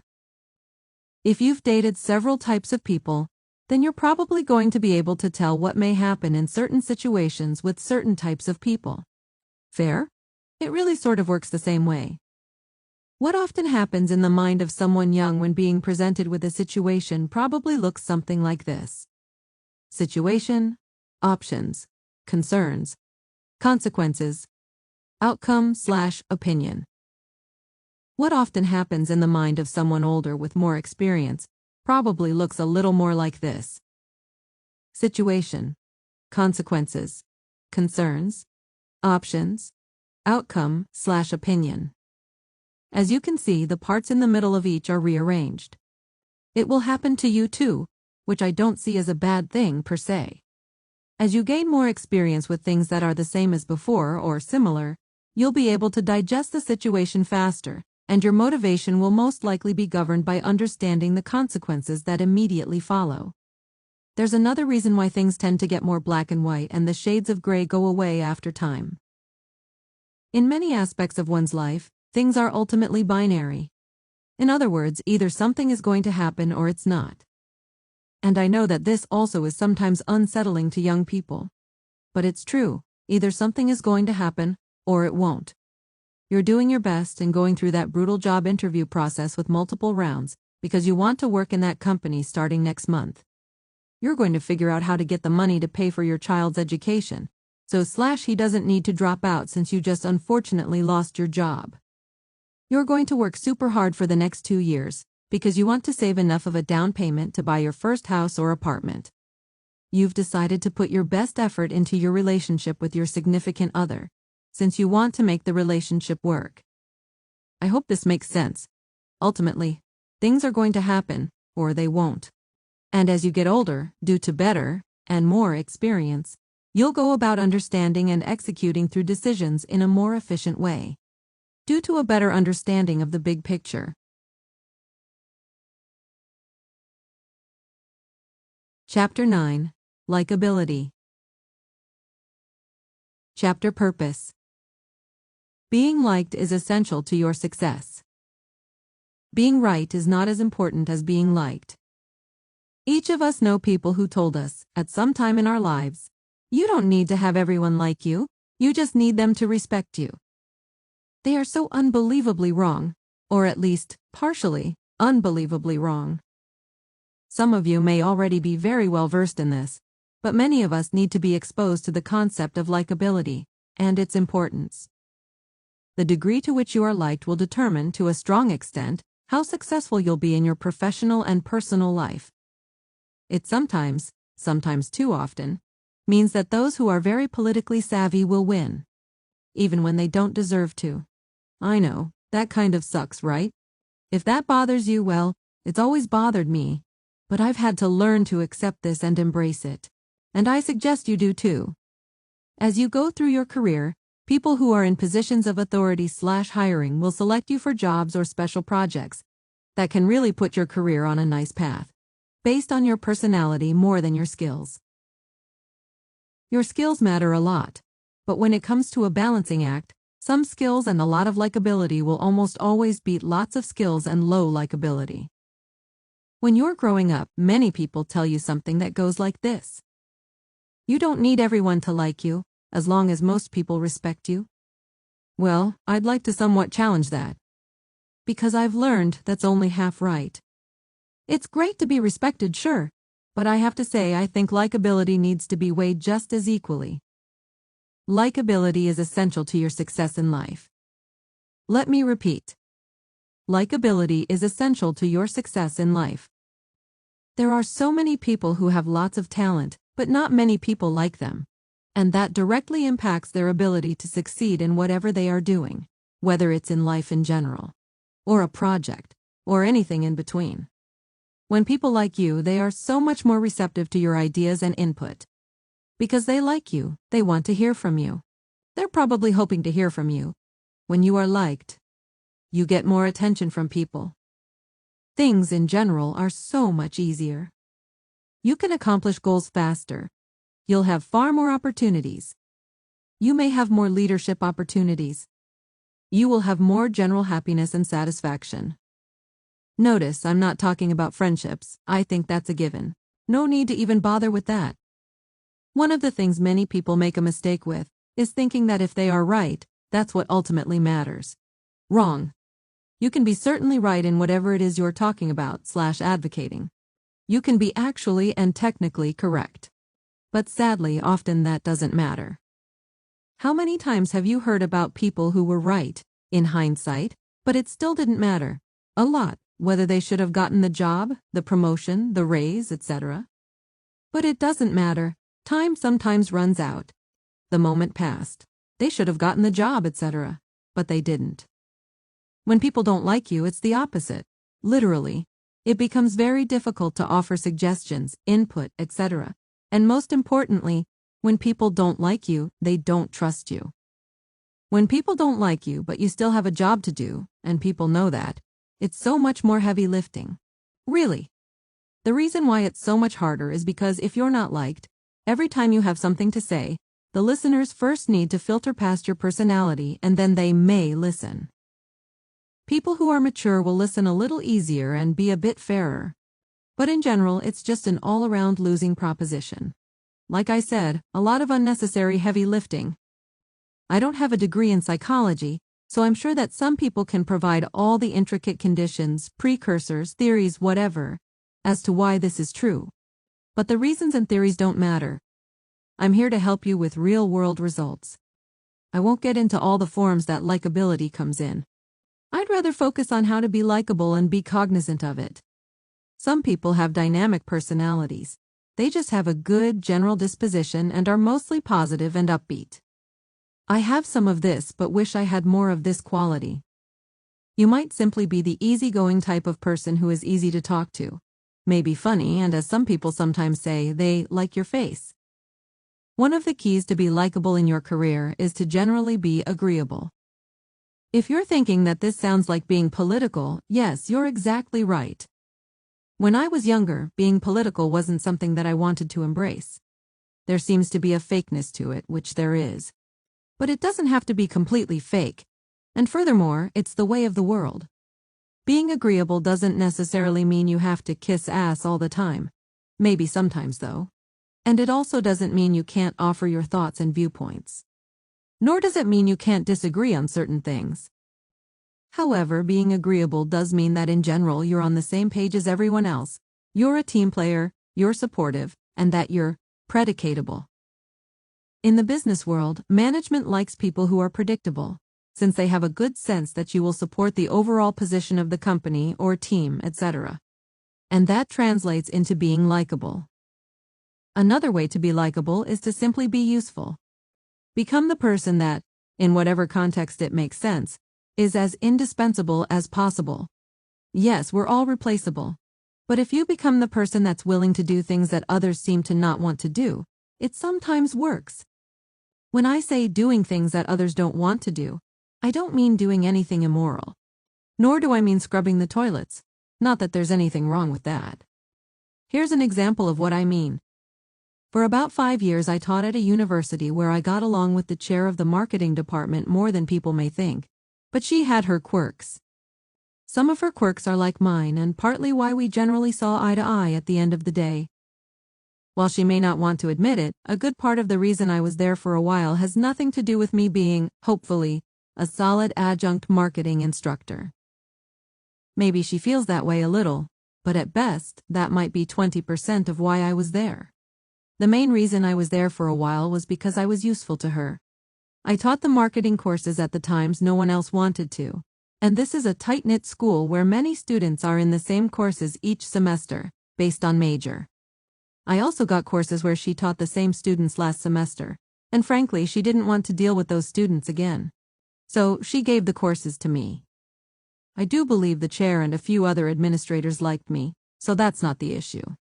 But I was liked not for my ability, experience, dedication, skills, or hard work, for the most part. I was liked because I had a use, for a time. And that's just unfortunately the truth.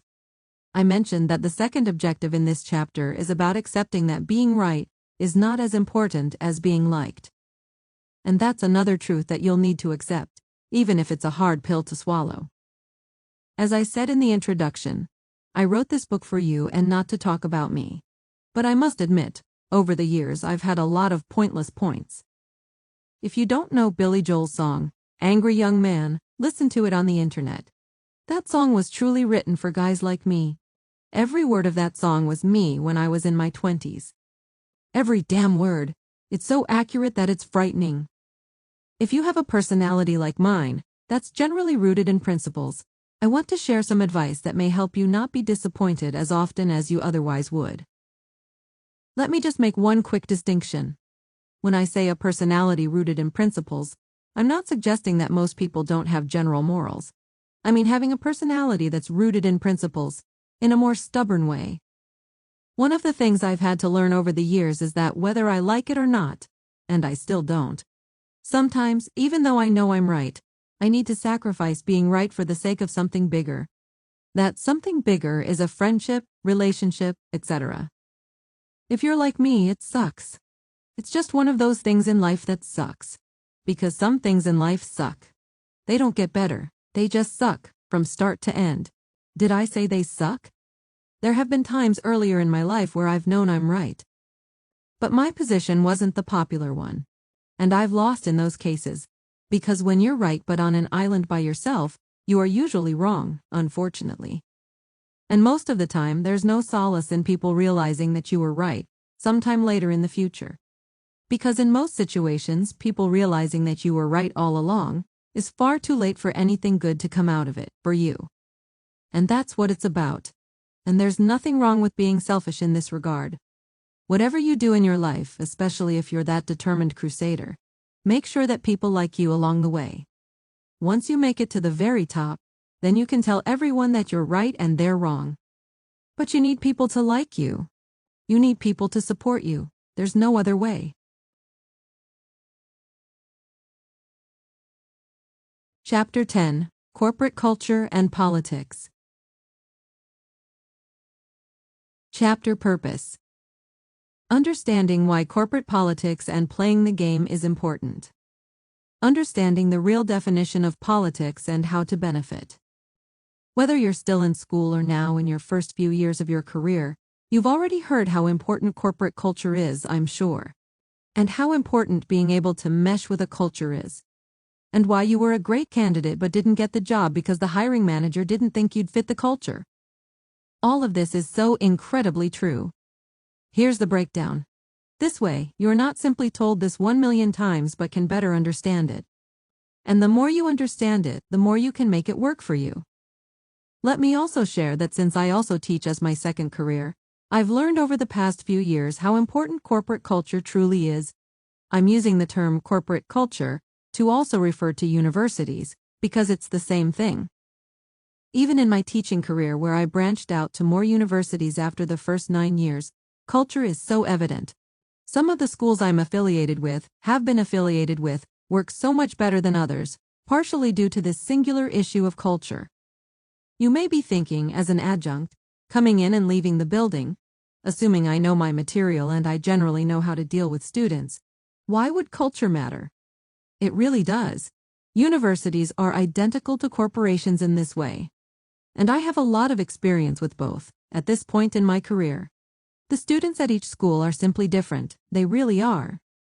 When I teach an undergrad class, you might think they are essentially the same, and when I teach grad courses, you may also think they are similar groups of people. Students differ, collectively, in each school from a corporate culture standpoint in the exact same way as employees in a company do. I'm a marketing guy, not a management person, so I'm not going to pretend I'm an expert on this subject, Because there are experts and I'd never take away from their expertise and expect the same, mutual respect from them. But corporate culture is a top-down phenomenon. It comes from the top and filters through the rank and file. And once it's set, it's very hard to change.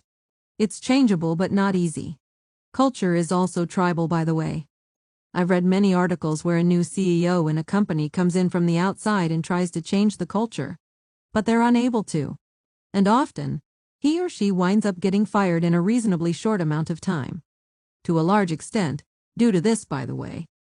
Not just about perhaps their hard skills not being successful enough to impact the bottom line. What does this all mean to you when you start your careers? And how do you make sense of it? I'm going to try my best, based on all my experience and observations over the past 16+ years, to break this down for you in several ways. And while a book unfortunately can't be specific to each person, I know it sucks, I wish it were different. But I promise this is all related to culture. And I'll try my best to provide you with the guidelines to apply to essentially any job. In some ways, these are questions that you should ask yourself. One of the first things you should determine as soon as possible, if you can't determine this yet, is whether you're more of a large corporate person or a small entrepreneurial environment person. By the way, you can sometimes also look at this as big fish/small pond or small fish/big pond. But this is super important. It's so related to corporate culture. Here's why. It directly correlates with your core personality. And you can't change your core personality. It's how you're born. And your core personality directly relates to corporate culture. A large company is going to have a lot more formality, a lot more official policy, a lot more bureaucracy, which isn't always a bad word, and a lot more structure. And maybe I'm a little biased here because I'm more of a large company person, and while some of the above goes too far in large companies and can get annoying or ridiculous, please remember that large companies need to have a much larger degree of policy and structure. They have more employees and more complex businesses, strategically and operationally. That's the simple truth. Larger companies cannot necessarily make one-off requests for individuals often happen, because they simply can't afford to open too much to interpretation and implications down the line. Can a large company possibly help just you with a paycheck advance if you're genuinely in a financial emergency? Yes, often HR has special provisions for this type of thing. But you can't, as an employee, supersede the hiring process for interviewing for an internal job, whether it's a lateral or upward move. A smaller company will have either the opposite or very much reduced levels of the above. A second issue that also directly relates is whether you're better suited on the brand side or the client/agency side. When I say brand in this context, I mean working in-house. When I say client/agency side, I mean working at an agency-type environment where you have multiple accounts. This is also super important, because if you're the type of person that enjoys different personalities and different projects within your core skill set, then the client/agency side probably works better for you. If you like an environment where you're using your skill set but you can dig in your heels and be committed and have, as I like to say, skin in the game, then the brand side probably works better for you. Salespeople. I sometimes have current and former students contacting me to discuss roles in sales. It happens consistently, so I thought it makes sense to at least make this a subtopic. I've never been a salesperson, and I don't think I'll ever be. Now, don't get me wrong, I know we all must sell ourselves, but I'm talking about having an official role as a salesperson. That, I've never done. But yes, once again but this time a good one, I hope. I still think I'm qualified to discuss this. I think I'm uniquely qualified, because in my profession I deal with salespeople every day. From the other side, as the client that salespeople call on. I don't think there's enough discussed from this side. I've dealt with and deal with tons of salespeople. Hundreds over the years, getting close to the 1,000 mark. Can I share with you what I think makes the best and most successful salespeople, if you're considering this as a career path? By the way, sorry for being judgmental here, I said in the intro. I'd stay away from this, but I'm saying this for you. Everything I'm going to say here is, If you're interested in being a good salesperson, a real salesperson, one who's committed to sales, for those of you who are hotshot salespeople, sorry, but this isn't for you. Because while I've dealt with hundreds of salespeople, I've become genuine, close friends with some of them. And all the ones I've become friends with are genuine. The real McCoy. Here are the core elements of what I think makes a great salesperson, and I'll elaborate to an extent on each. Low ego. Yes, low ego. Different than confidence. I'll explain. Awesome listening skills. Good, genuine salespeople spend 80% of their time listening, and only 20% of their time talking. The hotshots ruin this by doing the opposite. But I already cursed those people out twice.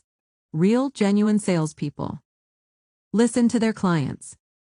Their career priority is to make money, as much money as possible. And as much as they can, and there's nothing wrong with that. A general disregard for managing people, and there's also nothing wrong with that. An exceptional ability to execute. A wonderful memory, on a personal level. Ego. We all have an ego, but if you're a good salesperson, you need to have an ego that's relatively in check. I'll explain more right below this with listening skills, because this is all interrelated. But a good salesperson knows when they're in front of clients, it must be about them, not you. Listening skills. A good salesperson understands their clients' needs. No, really understands their needs. In every company I've worked at, the good salespeople know what my needs are as well as the company, and our objectives. Let me give you an example. Let's say I have a new salesperson who does packaging, outer boxes that you see in the store when you buy something, calls on me and makes an appointment. The young, inexperienced hotshots will focus on one thing and one thing only. Cost. They all claim that they can give me a lower cost than what I'm currently paying. Some of them might be able to come down in cost, some of them can't. And without getting into why, cost is not even the point. An experienced, mature, good salesperson will ask me lots of questions.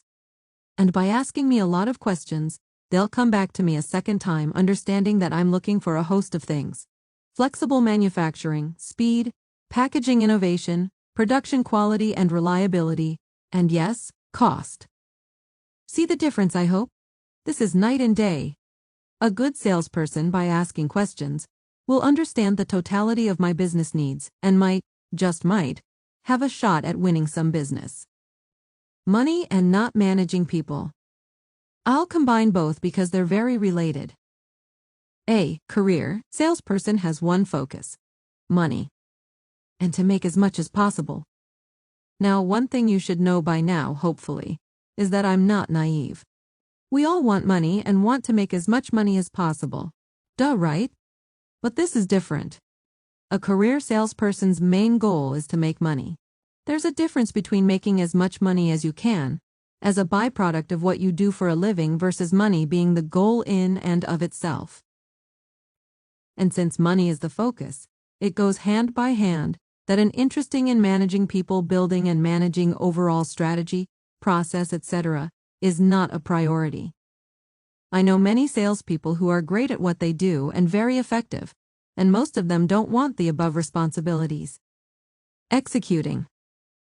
Another very effective quality of salespeople is that they are close to flawless executors. Salespeople don't overthink and think some more and then overthink and think some more. Salespeople do. So if you're more of a thinker in general, sales is probably not for you. If you're more of a doer, then perhaps it is. Memory. The best salespeople I know have an incredible memory, especially on a personal level. I know that everyone can benefit from a good memory, but that's not what I mean. When I say on a personal level, okay, let me admit, I like to tell salespeople things about me, my life, etc., and the best salespeople will remember so many details. It's incredible. They remember your birthday, various things about your personal friends, what you choose to tell them. They know your favorite food, they know the names of children, they know your choice of beverage, etc. And whether they just remember this stuff outright, or they go home and take notes when you first tell them things and then memorize it, whatever. It doesn't matter. They are very effective at this. It makes clients feel special. It just does. And I'm not the type that can be bullshitted too easily, but liking attention is a universal thing that all of us humans crave.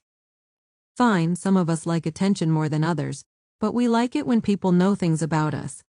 It's just the way it is. Corporate politics. Everyone talks about corporate politics and being politically correct, but since these terms are so overused, many people don't quite know what it's about. There are many standard definitions of politics, but I don't like any that I can find in any dictionary. To me, the definition of politics is quite simple. Politics is the ability to successfully maneuver within a group dynamic. The ability to influence within a group of people. So being political means that you can understand situations where people and priorities diverge. Self-promotion and audacity. One of the things you'll need to learn how to do is self-promote appropriately. Some of you don't need this section at all. I get that. And you have an advantage. But most of us need to develop this to the extent we can. Self-promotion is not the same as being arrogant. Although I'll say you need to have an ego to self-promote. And I don't see any harm in that. You're going to be responsible for shaping your career. And there will be people who will stand in your way, in subtle as well as overt ways. Some of those things won't be in your control. But self-promotion will always be. To self-promote, you'll need to feel comfortable to show off your accomplishments as well as your abilities, to the right people, often but not constantly. In other words, you need to learn how to show off without showing off. Does this make sense? It can be a little hard, I know, but it's important. To me, self-promotion can come in the form of the following ways. Inform, remind/reinforce, persuade, maintain. To inform is hopefully the most obvious here. Making sure that people around you know the information that you want them to know about you. Of course, there's a fine line with telling people about you, your work background, skills, etc., and coming across as arrogant. And I wish I could tell you what that precise calibration is, the way a car manufacturer can prescribe what the torque values are on each bolt. But unfortunately, I can't. It's something you'll need to calibrate yourself in each situation, in each circumstance. Every now and again, you'll have an opportunity to remind people of or reinforce your skills. Here's a quick example.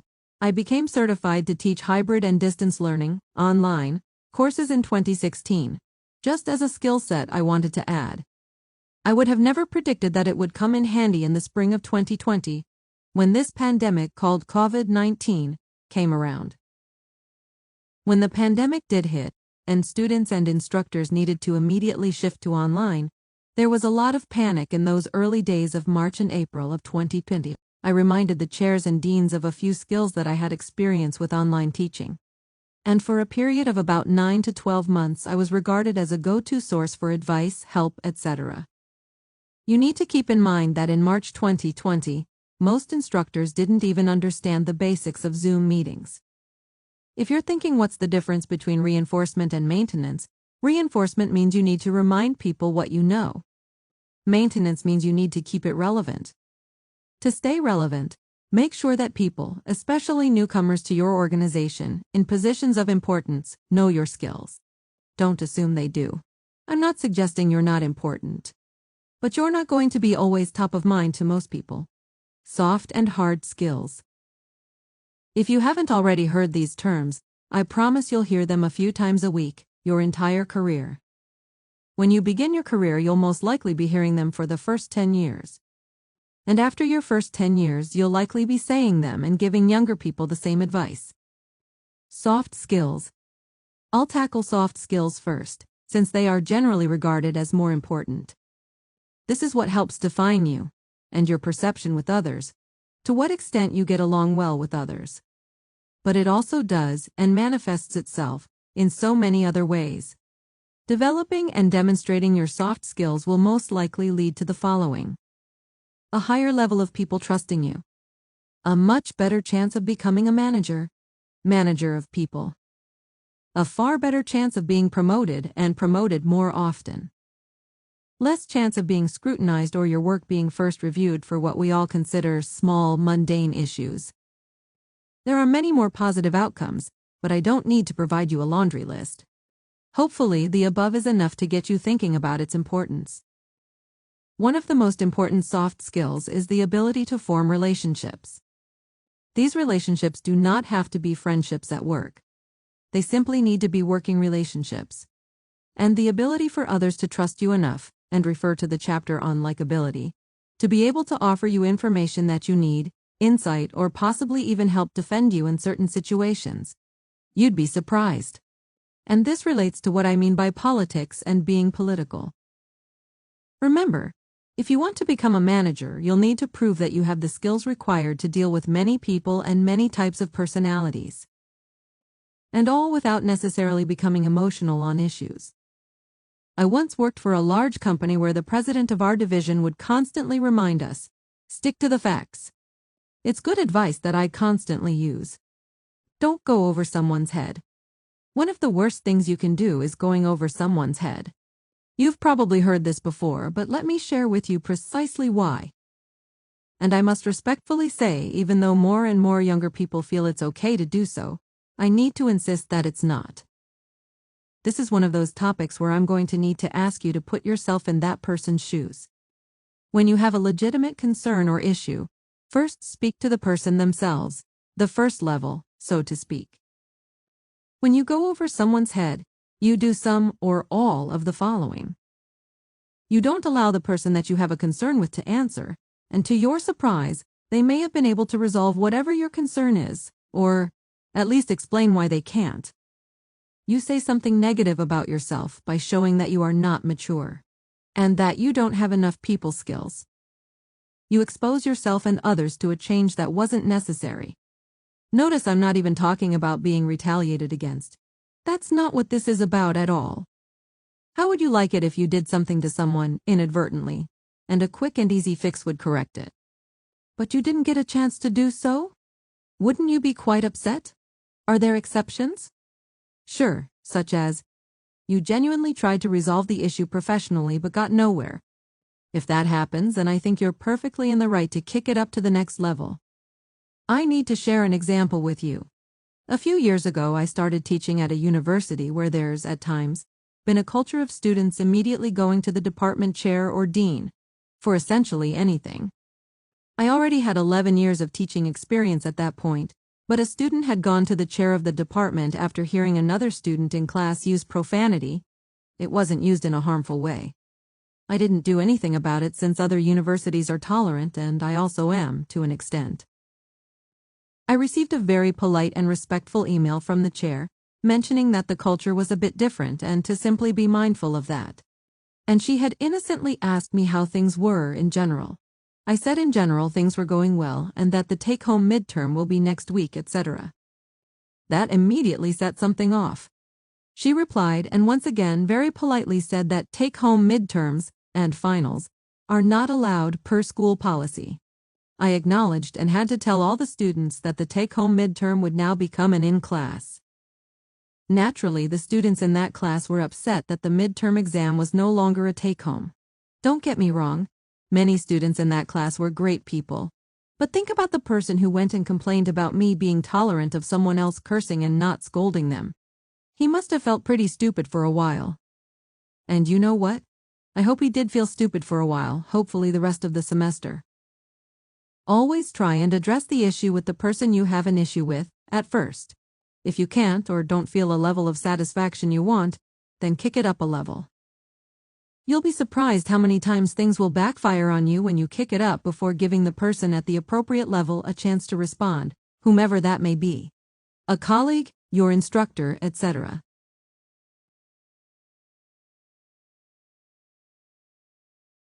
Chapter 11. Politicians and Politics. Chapter Purpose. Appreciating what elected politics is about. Understanding how highly limited and disingenuous politicians truly are. I saved this chapter for one of the last, as to not turn you off. Before you skip this chapter, let me say two things. Most people wouldn't want to write about politicians and politics. Part of the reason why the United States is in the situation it's in right now is precisely because, for so long, Everyone abided by this conventional thinking. And I think it's wrong. By reading this chapter, I promise you'll have a better understanding of politics, and you'll be better off as a result. There's a saying which goes something like this. In politics, if you need to explain something to your constituents, you've already lost. That's such a great line. It's insanely accurate and will serve as a part of the backbone for this chapter. I decided to write this chapter because I think it will genuinely help you make sense out of it all, and when you understand something more, your apprehension tends to go away. I especially wrote this chapter for people who are so turned off by politics, which I can completely understand why, that they have zero interest at all. The one thing I promise you is that I won't talk about politics in a way that's partisan. I assure you.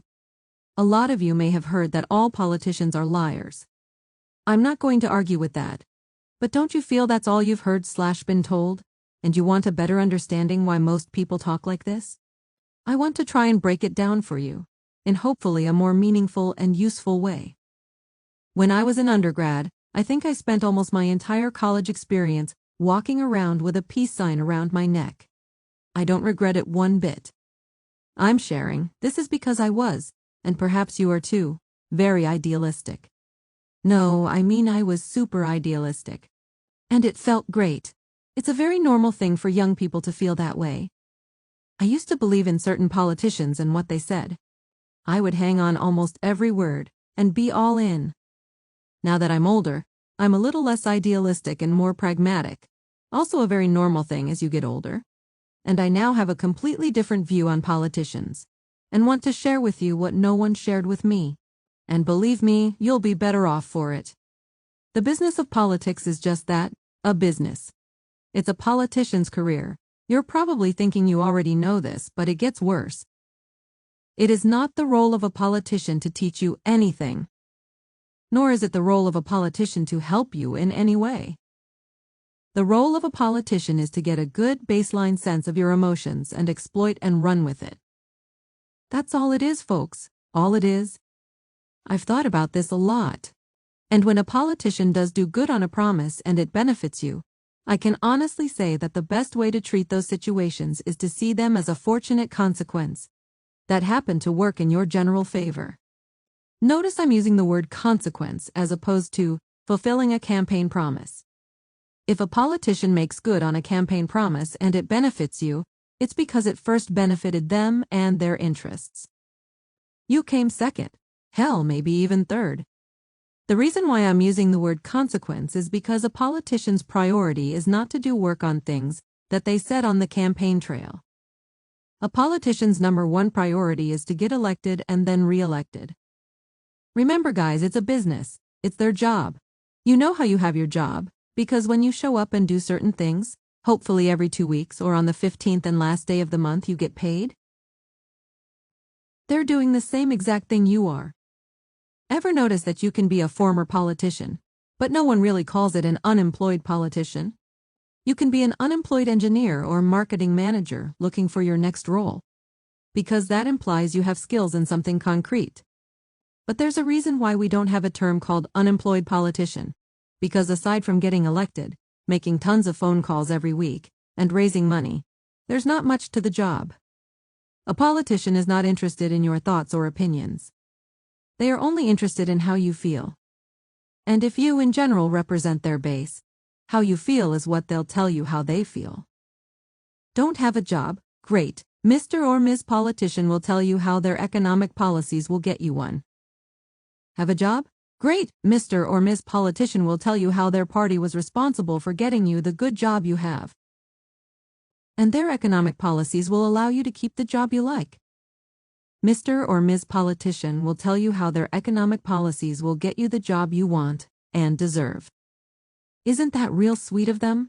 Like a family member or close friend, they'll come across as though they know you and tell you that you deserve the type of job you want. What saints these politicians are. That's sarcasm, folks, but hopefully you picked up on that. If the politician's party is the opposition, they prefer that you don't have a job. You'll be angrier that way and more likely to vote for them. The party in power wants you to be happy. The opposition party wants you to be mad as hell. But right or wrong, Anger will always be a stronger emotion than happiness. When you're happy, you're more likely to be content. And therefore, happiness is a lot more passive, right? When you're angry, you tend to be a lot more active.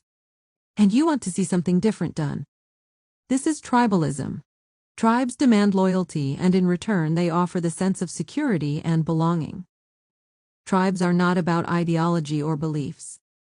I'm not a scholar, and there have been many well-researched articles on this, and even a few good books. But in case you don't know, tribalism is on the rise. If you believe in equal rights for the LGBTQ+ community, are pro-choice, believe that climate change is a real threat, etc., they do too.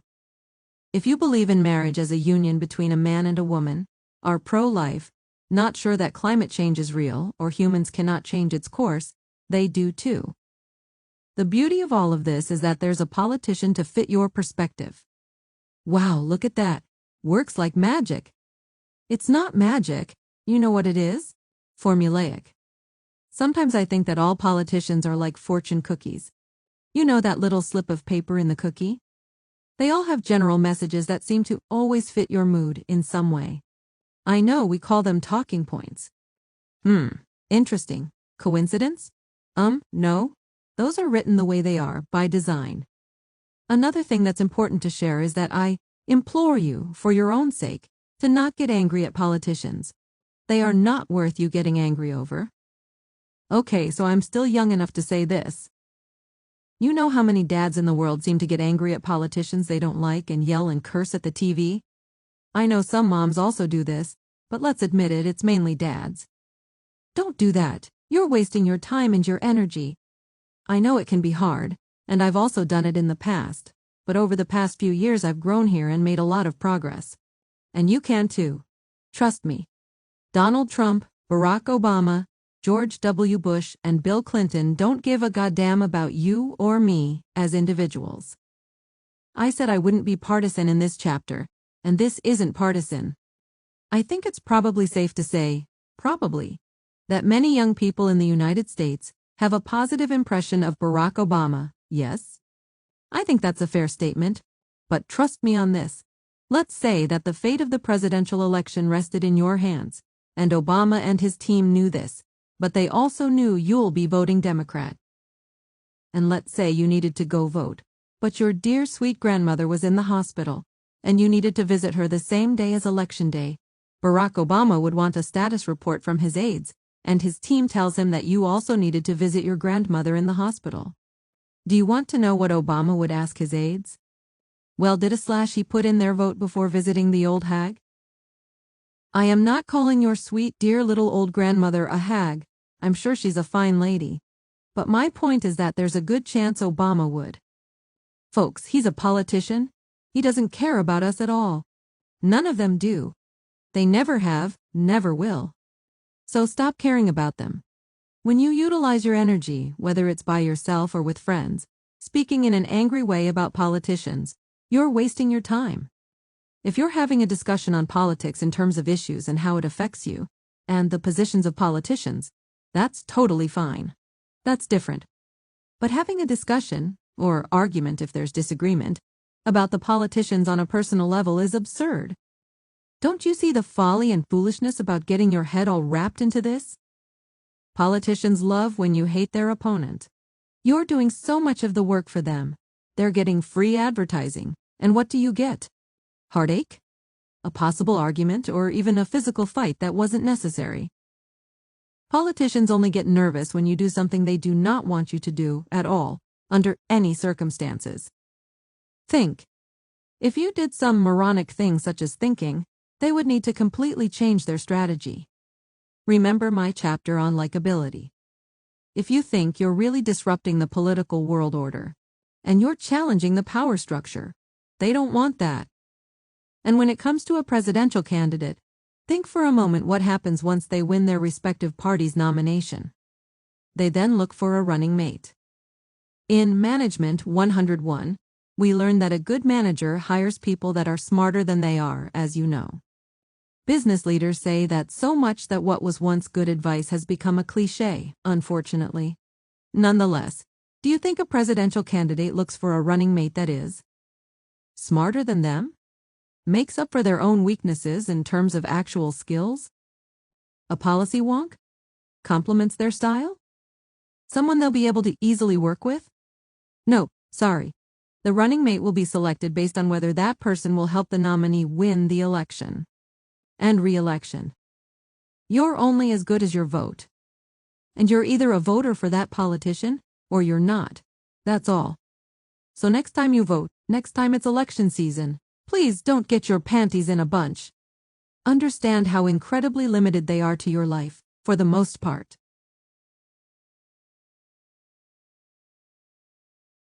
Chapter 12, Nuance. Chapter Purpose. Understanding how nuance can genuinely be a competitive advantage in your life. This chapter isn't particularly long, but I wanted to make nuance one of the life principles in this book, because it's incredibly strong yet undervalued. Nuance is stronger than you may think because it can directly translate into a competitive advantage in various aspects of your life. Nuance is rare and not easy to replicate.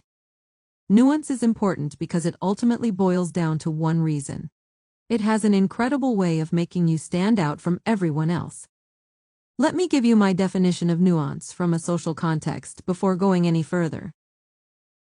Nuance is about doing things that may seem small but have tremendous meaning. Nuance means giving a damn. I promise, I'll explain. If you can embrace and practice nuance in your life, people will notice. Not everyone will notice, granted, but enough people will. And the right people will. The smart people, the good people, the caring people, they're the ones who will notice. I'm not here to give you an English lesson, but some may see the word subtlety as a synonym for nuance. Subtlety is something different. That has more to do with softness. I mean nuance in a sociological sense. Nuance doesn't necessarily have to be soft. It can, but what I mean by nuance is the extra. Going the extra mile or the finishing touches. That's nuance. But must be genuine. It can't be provoked into action by any external factors. It's internal. Nuance responds to the external world by how you act. But it can't be motivated by any external factors, such as social convention, someone asking you to do something, a trend, something that's a cultural phenomenon, etc. Those are not nuance. Nuance also needs to be completely unexpected. That's part of why it's very genuine. Also, it can't be part of your social repertoire. Nuance doesn't come from your mind. It comes from your heart, soul, and spirit. Nuance comes from your character, not your personality. No offense, salespeople. You don't get credit here and can't take any ownership of nuance. Your sales training and sales voice are fine in terms of your personality, whether real or manufactured for your career. But it's not nuance. Let me provide some examples of nuance in its true form. Example 1. Recently, I taught a senior-level capstone course that had an actual client project component to it.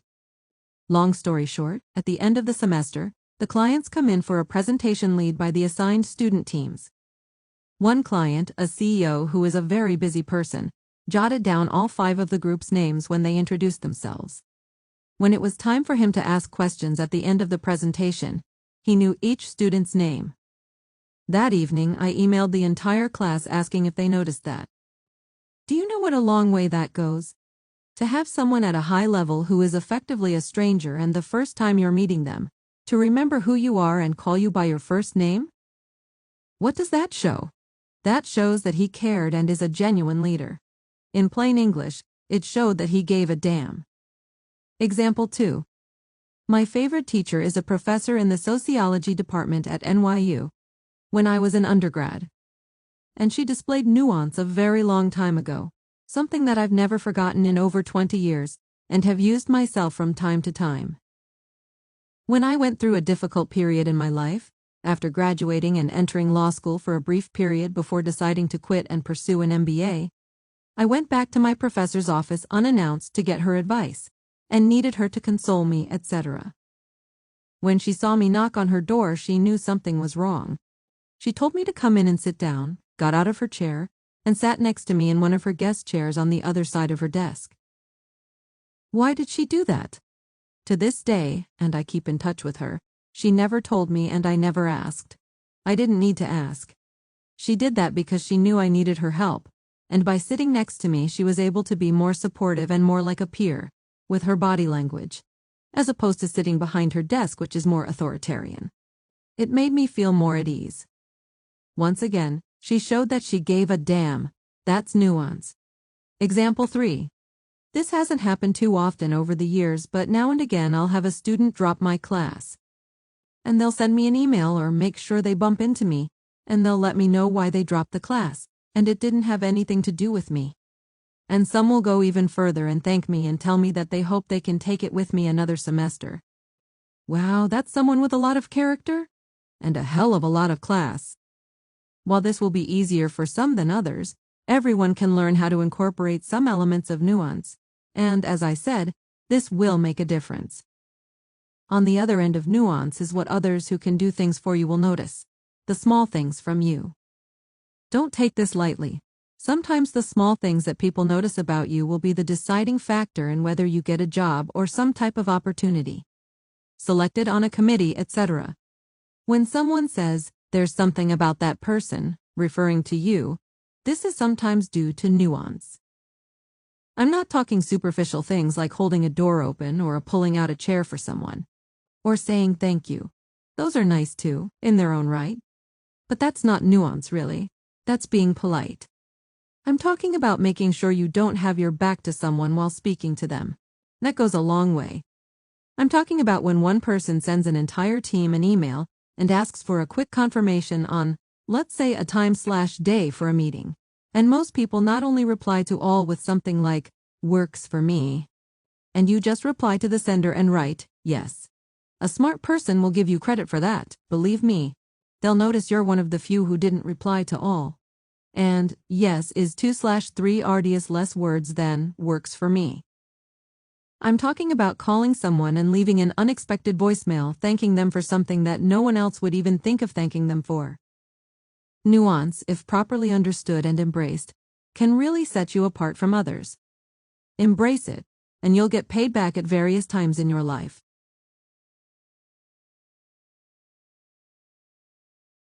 Conclusion. Sigmund Freud essentially spent his entire life talking about what was wrong with people and humanity. Towards the end of his life, when he was pretty old and he, as well as close friends, knew he wasn't going to be around much longer, someone asked Freud if there was anything decent, anything good about humanity.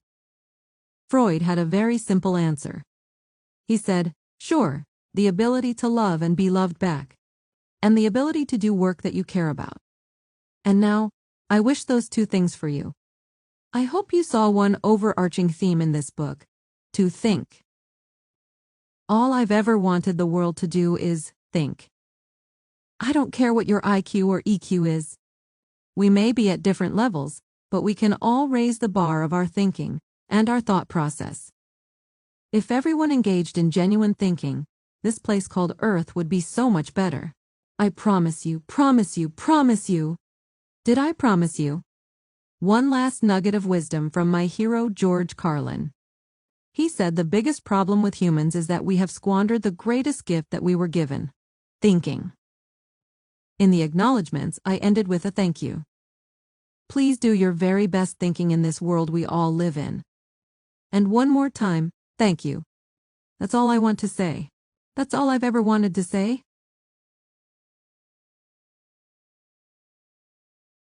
Bonus chapter, Chapter 5, from my Presentation Skills book. I wanted to add one full chapter from my Presentation Skills book.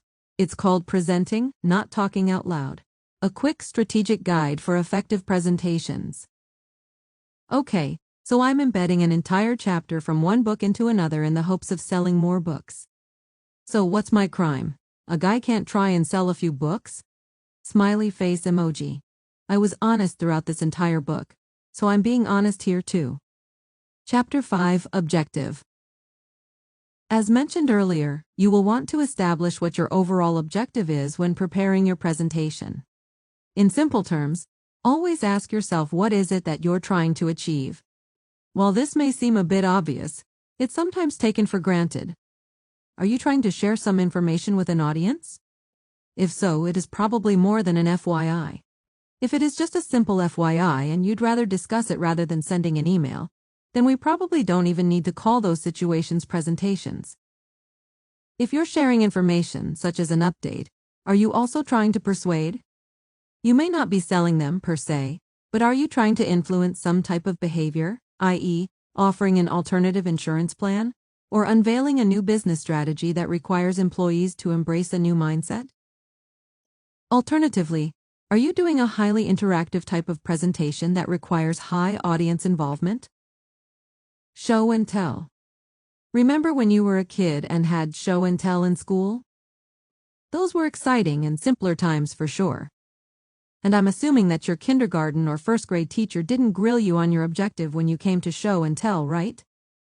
But if you really think about it, even the simple, innocent activity of show and tell can begin to teach us how we should think of presentations as adults.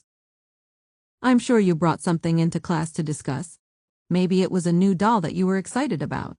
Maybe you didn't have a toy to bring, but you brought pictures from a family vacation, and you told all your cute little classmates about it. Maybe you got a new puppy, and while you couldn't bring Fido to school, you decided to tell the students why you got a dog instead of a cat, because of your allergies, etc. Anyway, the innocence of kids, coupled with show and tell and all its unassuming objectives, can give us a pretty good starting point to think about your presentation. The 4 objectives. There are generally 4 main objectives of a presentation. Many authors will use different names, but they essentially boil down to the same 4. And they are not always fixed point.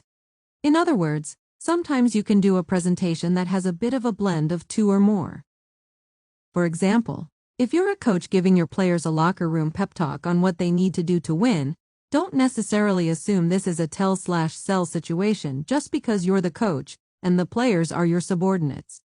This could be both tell/sell and consult/join, since a good coach knows that he needs the support from the players, the audience, to carry out the mission. Lecturing players simply isn't going to cut it. I use Al Pacino's locker room speech from Any Given Sunday to illustrate this. See Appendix B. Borrowing a page from Mary Munter and Lynn Hamilton, the objective of a presentation can be thought of as one of the following. Tell/sell. Used primarily when you want the audience to learn from you. Consult/join. Used primarily when you want to learn from the audience or need buy-in. You can categorize them in many ways, such as, let's map this out a little more specifically so you can get a better appreciation of what skills and attributes go with these, and hopefully you'll get a better handle on how to prepare your presentation. Skills, attributes, tell. Present. Simplify, summarize, interpret, clarity, precision, discipline, confidence, tenacity, connect, listen, question, discuss, probe, debate, provide/receive feedback. Openness, candor, patience, curiosity, humility, accessibility.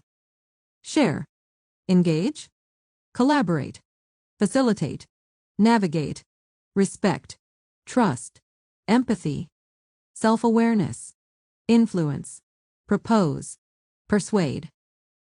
Lead.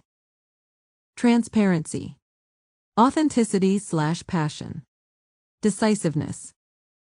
Another important issue when forming your objective is to ensure your presentation isn't too broad.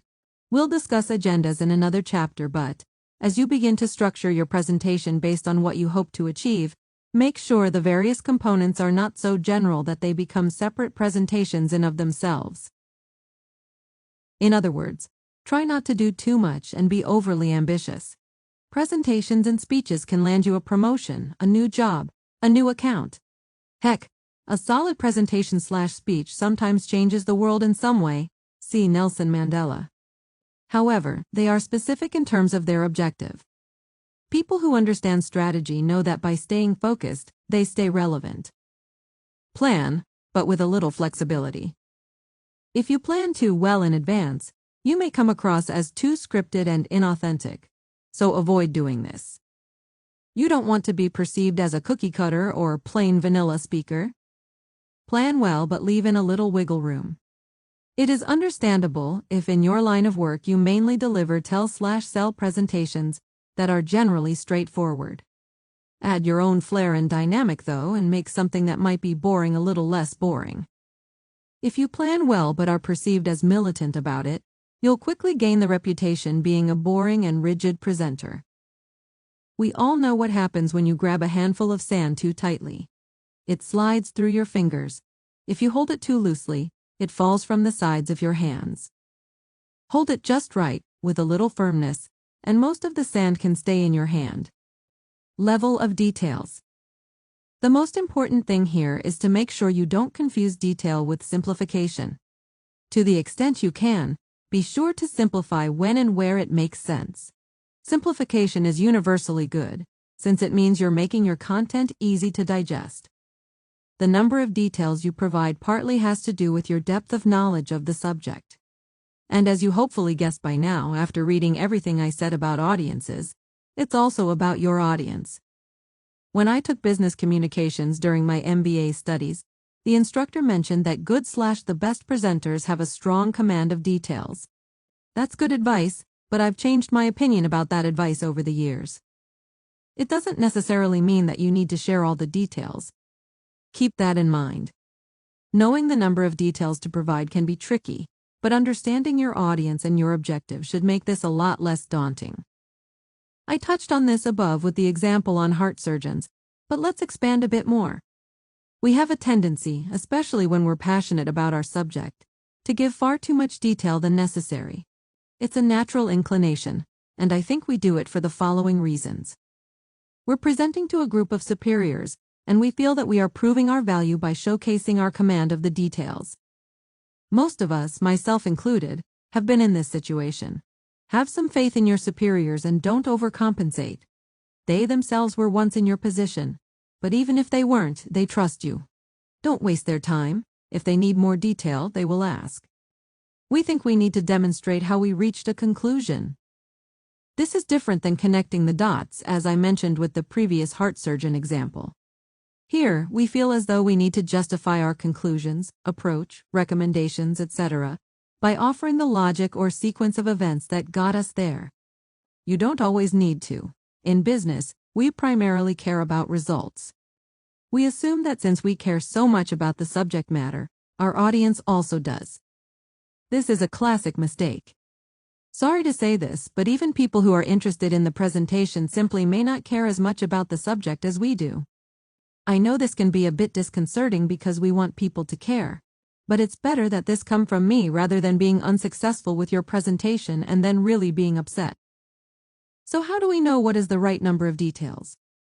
My best advice is think about when you should stop. In other words, consider when you've made your point to your audience. At what point do you no longer need to share additional information to support each major idea? Stop there. Another way to approach this is to ask yourself, at what point does the amount of detail I share stop adding value to the audience?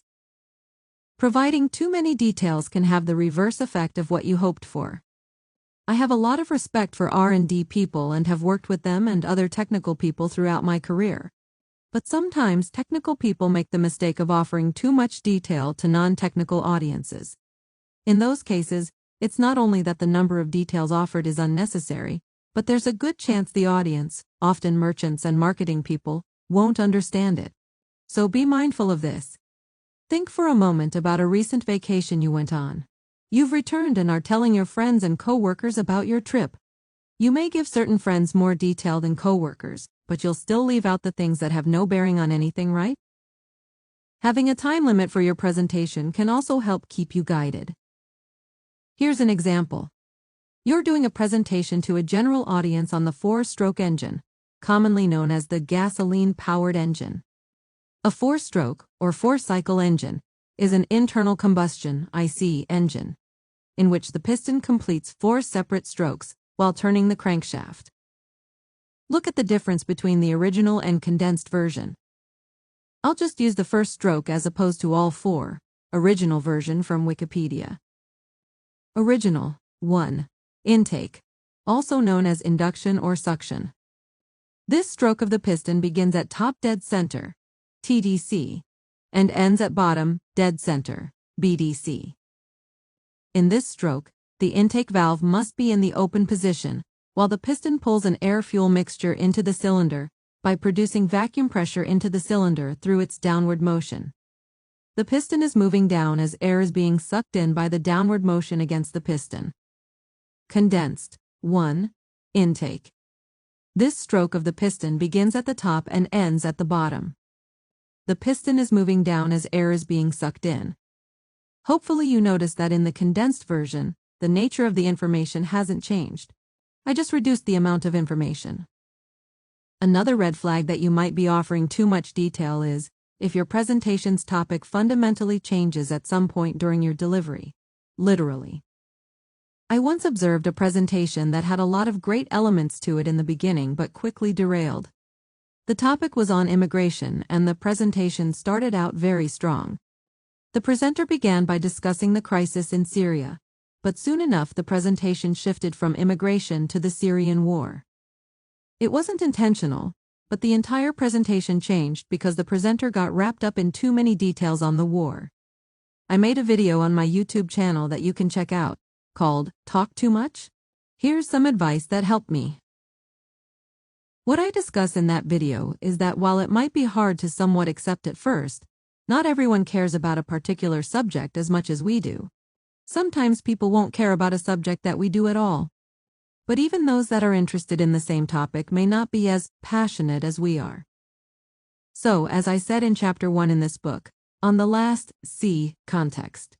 It's important to understand how much information our audience, whether an audience of 1 or 100, is willing to absorb and needs to absorb. Check out that video when you get a chance. I hope it helps. Bonus chapter. When you're looking for steak, don't settle for hamburger. Vegetarians, vegans, and maybe other groups who don't eat meat, my apologies. I'm not here to offend you. Change the metaphor if that helps. I've learned throughout the years to not settle on things that you didn't plan on. These are second-best solutions that may seem close enough to your original goal, but they are miles apart. A quick prominent example to start. I'm not a big sports person, but I remember in 2007, Yankees famed general manager Joe Torre was getting close to the end of his relationship with the Yankees after a series of losses. After the 2007 season, the Yankees offered Torre a non-negotiable contract of 1 year for a base salary of $5 million and an additional $1 million bonus based on winning several benchmarks. Joe Torre considered the offer, which was only for 1 year and a salary cut, as an insult and turned down the offer. And while I can only speak in generalities, sometimes an offer is a real offer, but it's really a hey, we don't hate you, but also don't really like you. So here's a lousy offer that we hope you turn down anyway. And if you think about an offer like that, it's in the company's best interests and has very little to do with you. One of the key things to learn here is to engage in things and be around people and organizations that want you. Just because you may be offered a job, and I know how important that is, these types of offers are heavily lopsided. And they are almost entirely focused on the benefits of the organization. Yes, all companies will engineer everything in their favor, but most times they do consider the individual, to an extent. Not in these cases. Unless you're in dire straits or have hit rock bottom, don't settle for things that you don't want in the first place. You'll be unhappy, you'll fail, and most likely that will serve as a justification by the company that you weren't all that good in the first place. In case you're thinking about United States vice presidents that first ran for president, well, you're onto something.